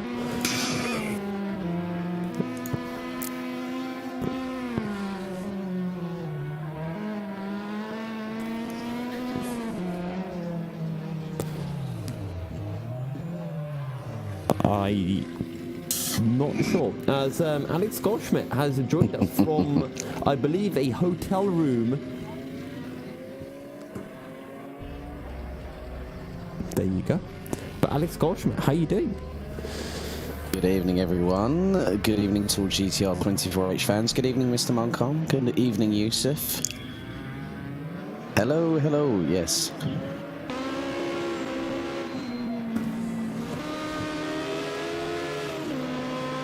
I'd like to know, Peter.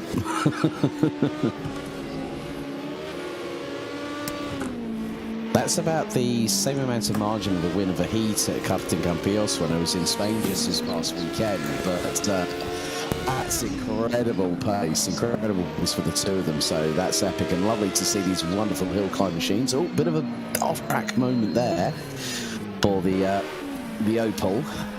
Those things get a little bit leery, don't they?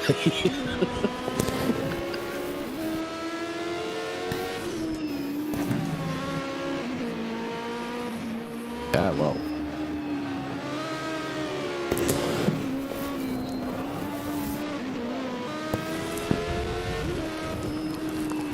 Was it Hulin who did that? I know someone did. Someone bottled it massively. Oh yeah, it's the carrot rocket. The rocket carrot. Rocket carrot? Carrot rocket? Are you getting your word? It's a carrot of some kind. It's definitely not one being fed to a donkey, that's for sure. No. This is a carrot that no donkey's catching up to. Yeah, that's true. Well, Galparotto, or Galparsoro, very quick in the opening sector, 1:26.6. The fastest time for the Group H special cars is a 26.7. So it's only a tenth quicker than Hristoff, but it is going to be close. Hristoff in the middle sector did a 2:21.227. So we'll see what Galparsoro can pull out in this middle sector. He's coming up to that second sector checkpoint in any moment now. When it looks slow, it looks very, very fast, especially with the way that you've got to manage these cars, and there's a hell of a lot of horsepower going through the rear axle. I mean, just the wide lines that he's taking to carry the momentum through, going through underneath the bridge section, is just absolutely captivating. 130's doing an absolutely epic job so far. 7 tenths up in that middle sector, 2:20.5 for Galparsoro. And he's coming up to the final corners. This is where we've seen a few people really mess up, taking too much off the grass, and it can send them into the walls. One final right, and then into the left, about to come up. And here we go. There's that right. Doesn't take up too much. Doesn't take up any of the grass. Oh, sorry. Here it is. The penultimate right into the final left, and across the line for Galparsoro. Oh, 3 tenths. Youch. That just shows, I mean, even in the latter part of that sector, and he took it by a considerable margin as well. So that just goes, I mean, even noticing on the last bit as we see one of the Mercedes 190 Evo Judd cars, very reminiscent of old DT. Look how far it goes off track after the finish line. I know. But these cars, I mean, I was waxing lyrical about these about a month ago, if I remember correctly, Peter, when we were in, I think it was in northern Italy a couple of rounds back, and we had, and a big thank you to Chris Buxton for jumping in the hot seat for the last round at I think it was the Glasbach, if memory serves me correctly. But now we see another one of the Opels going up the hill. Not so much aerodynamic efficiency as the orange carrot, as use of is now unofficially monikered it. But it's an orange carrot on steroids with 4 wheels and an engine in the front. But noticing in that run that car did the 130, it literally, there was a little yomp, but it just leaped over it, and then he just literally straight lined the next apex to get the full run of speed coming through. But this looked neat and tidy. A little bit of grass cutting by the left rear wheel, but under braking, the car just looks like it's stuttering, like you're trying to put down the power and just like jolts backwards and forwards like a rocking chair. Todor starting off, putting in a bit of a lap. First exit 29.0. The fastest time 26.6. So a few seconds off is Todor. And now that I think about it, Orange Carrot is a slight case of tautology. Explain. Well, carrots are always orange, aren't they? So I don't need to say the orange carrot, I'll just say it's a carrot. Yeah, true. Just...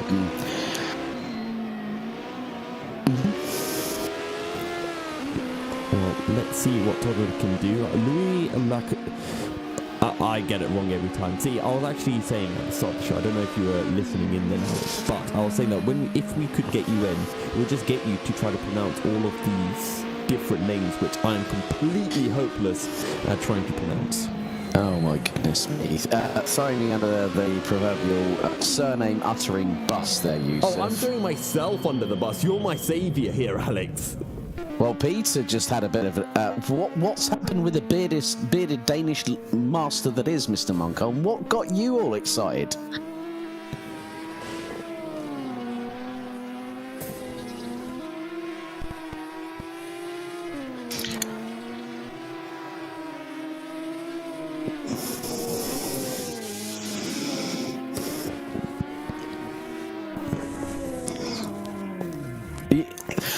I'm going to say it now. The Clio has just done the biggest amount of style points going across the start-finish line and going off into the trees. Now this is a car that I like, the Fiat X19. The amount of times that I've heard people utter the words Fiat X19, no, it's an X19 because there's a / in between the numbers on this particular derivative of the car. It's one that you don't see around much these days. I've actually driven one. Okay. One of my friends, Rick, he had an X19 for a couple of years. Let's just say that the panel work wasn't exactly up to par, but it was a lovely drive nevertheless. He said, yeah, the speedo doesn't work, the rev counter gives an indication. I've got to run the GPS speed monitor on my phone the whole time. But in all honesty, it's a lovely looking car, and the back end snaking out to the right as he applies the power up through the twisty stuff here, and you can just see where the car on the front end catches the ump, then it goes sideways to the left. This is where, and cutting grass just to carry that momentum through, the back end bouncing out to the right. This is a committed run and a half. I think, and again, sideways through the next double right, up the hill, through into the left. Again, the car on the ragged edge. And just going completely sideways, flame shooting, the car catching a little bit of air going through, and then into the next right-hand kink. And the amount of momentum carry that's coming from this Fiat X19 is absolutely mind-blowing. It's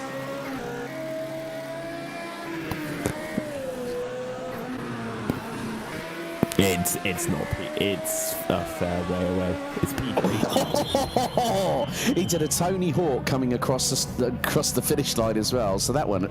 So we've had a Clio in the trees and now a Fiat X19 through. And I can't actually see live timing because I'm currently in my hotel room. You're on screen. I'm on Uno Mas, as they say. Right now. Yeah. I know. But that's the beauty of modern technology. But this is a car that I do have a bit of a penchant, the old Volkswagen Corrado. They never made an R derivative of it. They made the G60, they made the 16 valve, and they made the VR6, but the Golf R, I mean the R moniker currently used in modern day Volkswagen performance vehicles. And this one's got a bit of an air of Ken Block hoonigan about it, you know, the Monster Energy logo, a bit of colour there.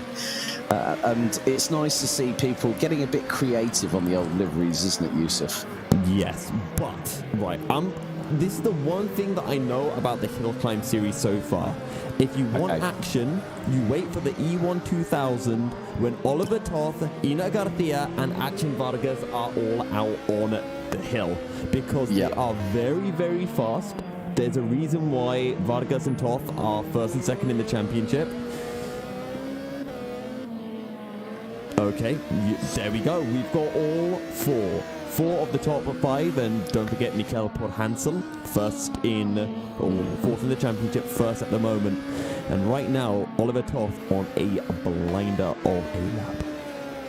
Yeah, and when there's one Volkswagen Corrado R, there's also the other one. There's the 210 now up the hill, cutting grass like a good and doing a bit, nigh on doing a bit of Valtteri Bottas that we've seen in the HillClimb Championship where they've been mowing grass for the front splitters in these cars. But that looks now rather nice and neat and tidy through the right-hand hairpin, up the hill, through the left, gathering speed. Ina Garcia is about to complete his lap. We'll see where he goes. He beats Podhansel by 2.5 seconds. So a blinding lap, purple in the final sector, but Oliver Toth a little bit quicker. In fact, Jürgen Strasseger is a bit ahead of him on circuit. So if we could jump on board with Jürgen, that was bright. I wasn't expecting that kind of change of livery, Alex. Oh, that's something that Stephanie, if it was in Star Wars, it would glow in the dark. Honestly, that car might have more power than a lightsaber. It would not surprise me. Yeah, gotta have a bit of E-Tech. After what is it, 7,000 RPM, it screams like a howling banshee, and you really get a lot more power. Yeah. Oh, Oliver Toth is looking very, very quick. In fact, this time I think from Strasseger is going to be quite close to Mikkel Podhansel, so I'll see when he comes across the line. But Oliver Toth, purple in both of the opening 2 sectors, and currently is looking to blow Ina Garcia's time out of the water by maybe even 2 seconds, as that is taking a lot of curb from Toth. That is what you call, right mate, you've just got served and I've thrown you under the double-decker bus in London Central for good measure. That, I feel pain for that Volkswagen right there, but through the final corner, and what is it? Oliver Toth, the 43.6, 1.5 seconds quicker than Garcia. I think Garcia's probably thinking Madre de Dios right about now. It would not surprise me. Now the only person who can challenge is Action Vargas, who is about to complete the second sector. His first sector was 8/10 slower than Toth. His middle sector, oh, you're going to like this one, Alex, because he is 1.7 seconds up. Yowzers. I mean, that is impressive. Action Vargas has shown that prowess throughout the championship so far, and this Civic is absolutely pinned, it's planted, it's calm, it's composed. There's no overdriving from Vargas at the moment, and this looks quick. A little bit of slide from the right rear coming through the fast twisty section, where it's basically a set of kinks as opposed to a full set of corners. And that is just, he's just cut the grass on the right hand side and still kept it pinned. Through he goes. He destroyed him. He literally destroyed Oliver Toth. He baited us all in the first sector, and he has taken it by 2 seconds. He pulled a second over Oliver Toth in that final sector alone. Artem Vargas showing that, no, you're not going to take that P1 spot from him in the championship just yet, Oliver. That was definitely a case of how to throw the humble pie grenade, pull the pin at the same time, and wait for the multiple explosions that follow suit. And you know what they say, Alex, cool men never look back at explosions, they just walk away. Bit like me in the bathroom. Thanks for that, Yusuf. Honestly, I don't know what I want to call that car. I kind of wish I'd never seen it. It's interesting. Yeah, I mean, it's got a bit of Japanese inspiration on the roof of the car's going completely sideways with the this Simca. That was a bit bumpy and a bit of a code brown going into the apex there, but I don't know what to call this. I would call this the minty choc chip limoncello variety of a Simca prototype. I call it the burn it with fire livery. Well, on the roof, yes. On the roof, yes. No, I didn't just take the car and burn it with fire. Throw it in the garage. Yeah. Done with it. That's one way of putting it. We didn't start the fire, he did. Yeah. Honestly, that's just like you got a blue background and then someone squirted like a yellow paint bottle and then squirted a red paint bottle on top. It's sort of like a makeshift BMW art car, only it's a Simca. And someone's got it completely wrong. Possibly. Yes. Yeah, ooh. Double A's. And, style points are across the finish line there for the 48. That is Jürgen Dies finishing 9th. There comes the other car.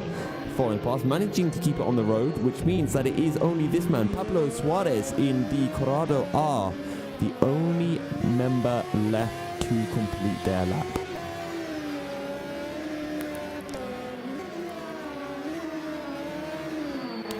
But maybe he has found rocket boosters and he can find all the time back in the fun sector. Warp speed, Mr. Sulu, is all I'm going to say on that one.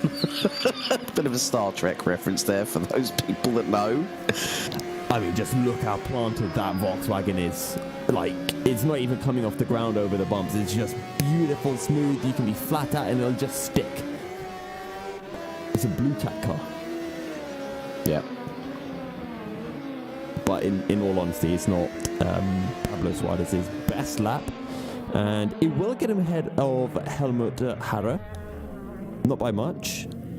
But, yeah. And that is. Do we know who won? That's the beauty of HillClimb, ladies and gentlemen.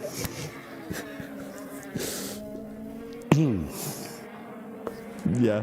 Yeah, but actually, this gives us a welcome opportunity because it is the beginning of the week for the opening round of the GTR 24H 2022 Endurance E-Racing World Championship, where we will be broadcasting live from the studio in Denmark. That's where I'm going to be flying tomorrow, so I will be catching up with Mr. Munkholm tomorrow morning when I land at Billund Airport, and then...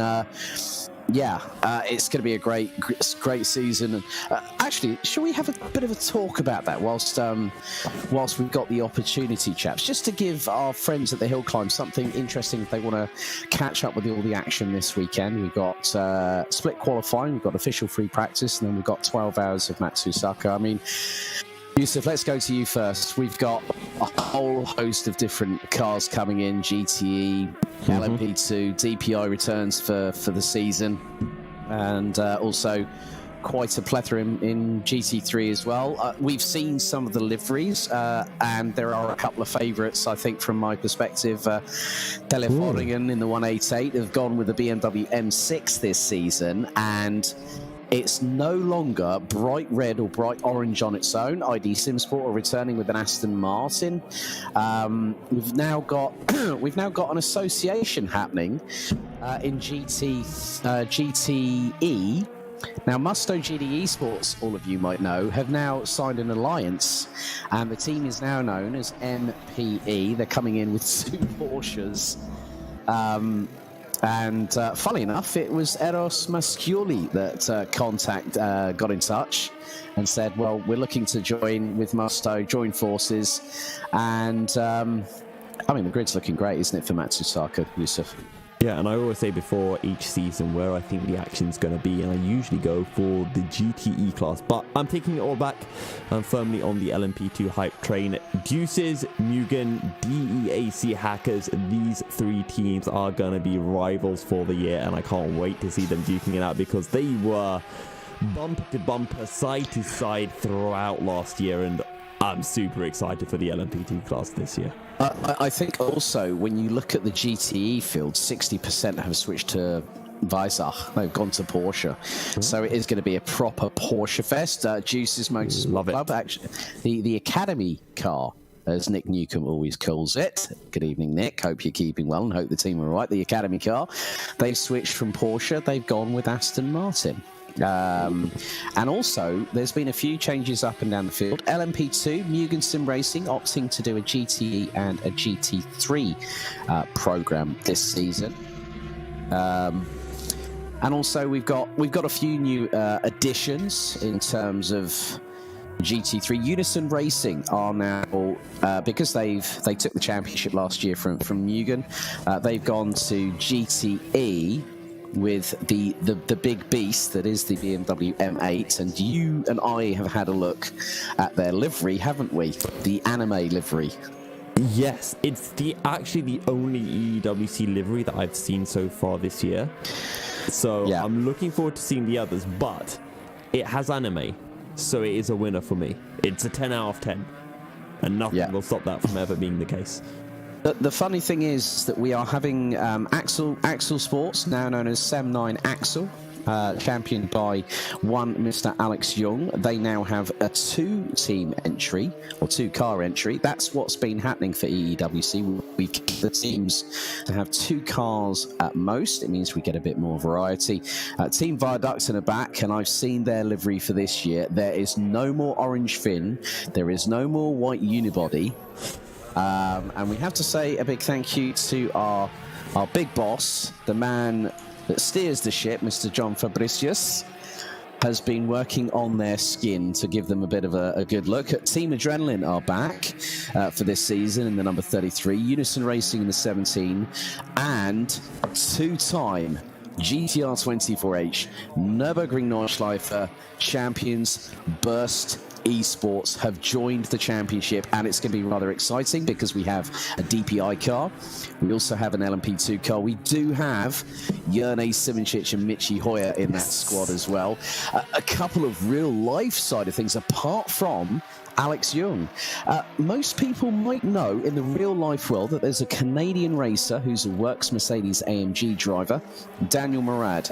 Muradness E-Stars are jumping in the DPI class. And when I tell you that we have the likes of Yimi Nisula and Henry Cynic in that team, that's going to be a bit of a belter. There have been a few developments. Turn Lawyer from the Netherlands now has switched, and he's now running a new team, Team Iris. The livery on that, Yusuf, John has given me so many screenshots on my WhatsApp. It's like a Christmas tree at the moment. But Turn Lower will be one of the multiple drivers. We've got Loic Meunier, Bence Horvath as well, who's been running the championship before. Akos Forgas. We've got Sian Butler from Australia joining fellow countryman Josh Perwin in the LMP2 entry for Sem9 Axel. And Juice's Motorsport Club, Robert Pawn, Louis Reis, and Saba Kiss are the three drivers in the number 15 car that narrowly missed out on the LMP2 championship at the Le Mans finale. 1 point. That was all it was. 1 point. But they decided 1 point or one brake failure. I have to feel sorry for Turn Lower that time. I mean, I remember when the heavens opened at the Le Mans finale. Satellite Racing have come in with two cars, one in LMP2 and one in GTE. And there's GT car won as well at Le Mans. they did. Well, we had your favourite Finn, Pauli Ahonen, behind the wheel, didn't we? Yes. Oh yeah, he went over to Satellite from Volante. Yeah. See, there's so much stuff that's coming this week. And in that lineup, you've got Adam State. Now this is in the 264. We're seeing the C8 Corvette come in with a couple of teams. Which is really, really good. And also, we're going to have the official free practice this coming Thursday, the 24th of February at 8 p.m. Central European time.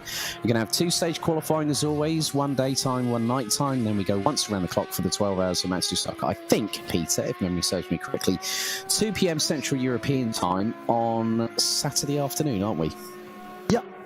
Yeah, it is. And if you want to go through the lineups and have a bit of fun yourself, there's the brand new manager game as well. So if you go to manager.gtr24h.org, there's an entire manager game for you there to go and pick your own drivers. You can pick one driver from each team, from 3 teams in each class. You need to pick 12 drivers, all from different teams and from the 4 different classes respectively. And now we have to say a big thank you to Zuki for coming on board. So we're now officially part of the Zuki sphere. There's going to be some tokens up for grab as well, Peter, I understand, if memory serves me correctly. Just refresh me on that one. Yeah, I think the pool right now is I can't remember if it's 2 billion Suki coins or something like that, but it's a lot. It's quite a substantial amount, and it like Suki coins don't only represent a value in the Sukiverse. We can use them to build your own games, and it's sort of like a Roblox thing, if you know that, where you can use these in-game currency to build games and buy further functions and stuff like that. But they also are tied up with the Ethereum crypto yes. coins. Yeah, you can actually exchange them for Ethereum, and in that way use them in other platforms, or even get cash back for them as well. So there's lots of options with the Suki coins, and we are working on adding other prizes to that manager prize pool as well. But what that will be, we haven't decided yet. So that'll be a thing of excitement for people to look forward to. Yeah, and Yusuf, one of the biggest things is that this year for the EWC, there's a combined prize pool of $150,000 US. It's going to be based not just on the results of the teams, but also the fact of getting interactive with their fans out there, involving themselves with us here at GTR24H. I know that with the likes of Michi Hoyer, very, very well known for streaming his point of view. I think the teams now have a really big incentive. And we've got some great races on the calendar. We've got Matsusaka coming up this week. So myself, you, and Kieran McGinley will be in the studio at Denmark. We will be joined by Chris Buxton at points during the race weekend. So he'll be joining me on qualifying 1. And then he'll also be doing part of the evening shift, the 12 hours of Matsusaka. But to be able to go back to the studios over in Denmark since the Le Mans finale, it's going to feel like old times again, isn't it? Absolutely. Looking forward to going back, and we've got a lot of stuff planned, a lot of content that can be coming your way, a lot of time between the races. So make sure to stay tuned on the Twitter, GTR24H, where we're going to be posting all of our wonderful content. And that's going to be everything from driver interviews, maybe even to track guys. Who knows what is coming? Because I've got a lot of time on my hands, so who knows what I'm going to be doing. You'll be using those fingers to good use, as well as using there's a lot happening here at GTR24H. Of course, there was the big news that we did break that the Sprint Series Season 2 has been postponed. We will update you all via the relevant social media channels as to when that will resume. But the next round of that will be Silverstone. We'll hopefully have an answer within the next few weeks or so. But Yusuf, we want to make sure that we get a really, really good grid, and there are some great tracks left on the calendar, aren't there, in Sprint Series? Yeah, and we don't really know fully yet what exactly is going to happen with the Sprint Series. There might be a slight change to the format. It might be a new calendar we drop down. But I think with the Assetto Corsa Competizione game, there are some fantastic tracks. And to be honest, no matter what we pick, I think we'll have a good season. But don't worry, we'll pick the best tracks anyway. And yeah, it should be good fun to see how the season goes and to see what changes there are. We've already seen some fantastic battling, so hopefully we get a few more drivers on. It's going to be even better. And Peter, talking on the broadcast side of things, hard work has been taking place behind the scenes, hasn't there, in GTR 24H HQ, hasn't there? There's a lot of updates coming for the race. The entire live timing is about to be updated. All of our overlays, everything, all of it is updated and brand new, and there's new ways of showing you data and putting you in the cars with the drivers. All the radio channels are back up and running, so we are actually live on the GTR 24H radio channels. You can go and find all the team's radio channels at radio.gtr24h.org, where you'll be able to listen in on the team's communication. So when you're doing a sim race, it's like kind of a normal thing to have a TeamSpeak server set up where you got different channels for the different teams. And what we've done is we've put sort of a listening device into each of those channels, so you can select the channels and listen in on your favorite team's radio communication when you're watching the racing as well. That works on mobile phones and everything. All you need to do is just either download the playlist from the radio website or click the Listen Direct link. So that's how it works. And funnily enough, Yusuf, I've been messaging with Kieran. He said, I'm good, looking forward to coming out. So we'll have three of us in the studio. We'll have Chris from over in the UK. But all in all, we're in a really good place to start the season with our Blue Riband Championship and get things underway at Matsusaka, aren't we? Absolutely, and Matsusaka, great track, should get to see some really exciting action. I mean, it's a track that's been on the Formula 1 calendar for God knows how long. I can't remember when it was last off the calendar, so yeah, should be great. We've got a really big grid and it should be a lot of action. 12 hours means that we get to condense that action into a shorter race than a 24 hours, which means just more consistent action throughout the entire race. It's going to be a banger. You don't want to miss it. Make sure to tune in Saturday afternoon, 2 p.m. CET for the race start. Indeed. Well, that really wraps up things for coverage of the HillClimb Championship here on GTR 24H. Thank you very much for watching.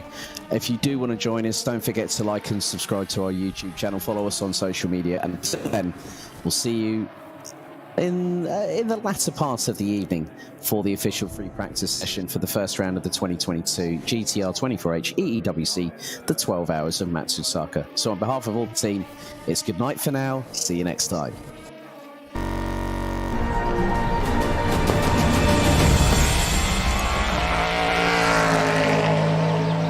Nice.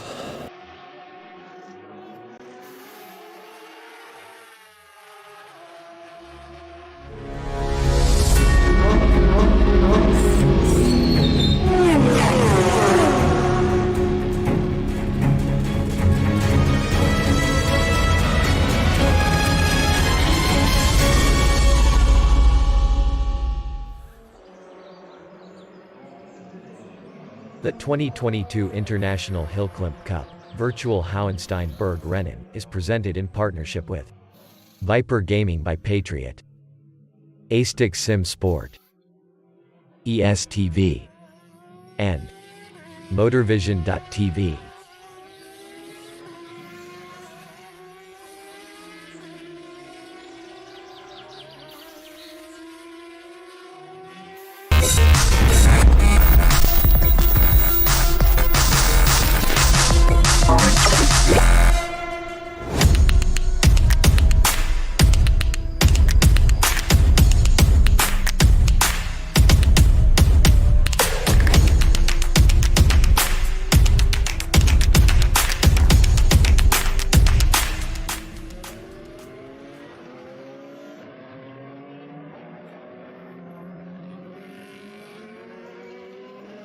Racing for Green is here to help you carbon neutralize your racing.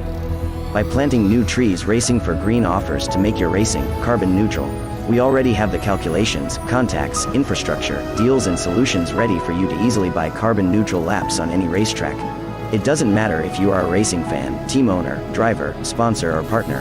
Anyone can buy CO2 neutral laps in the Racing for Green webshop and trade CO2 emissions for New Forest. Racing for Green. A 1v2 for the tournament. Pressure is on.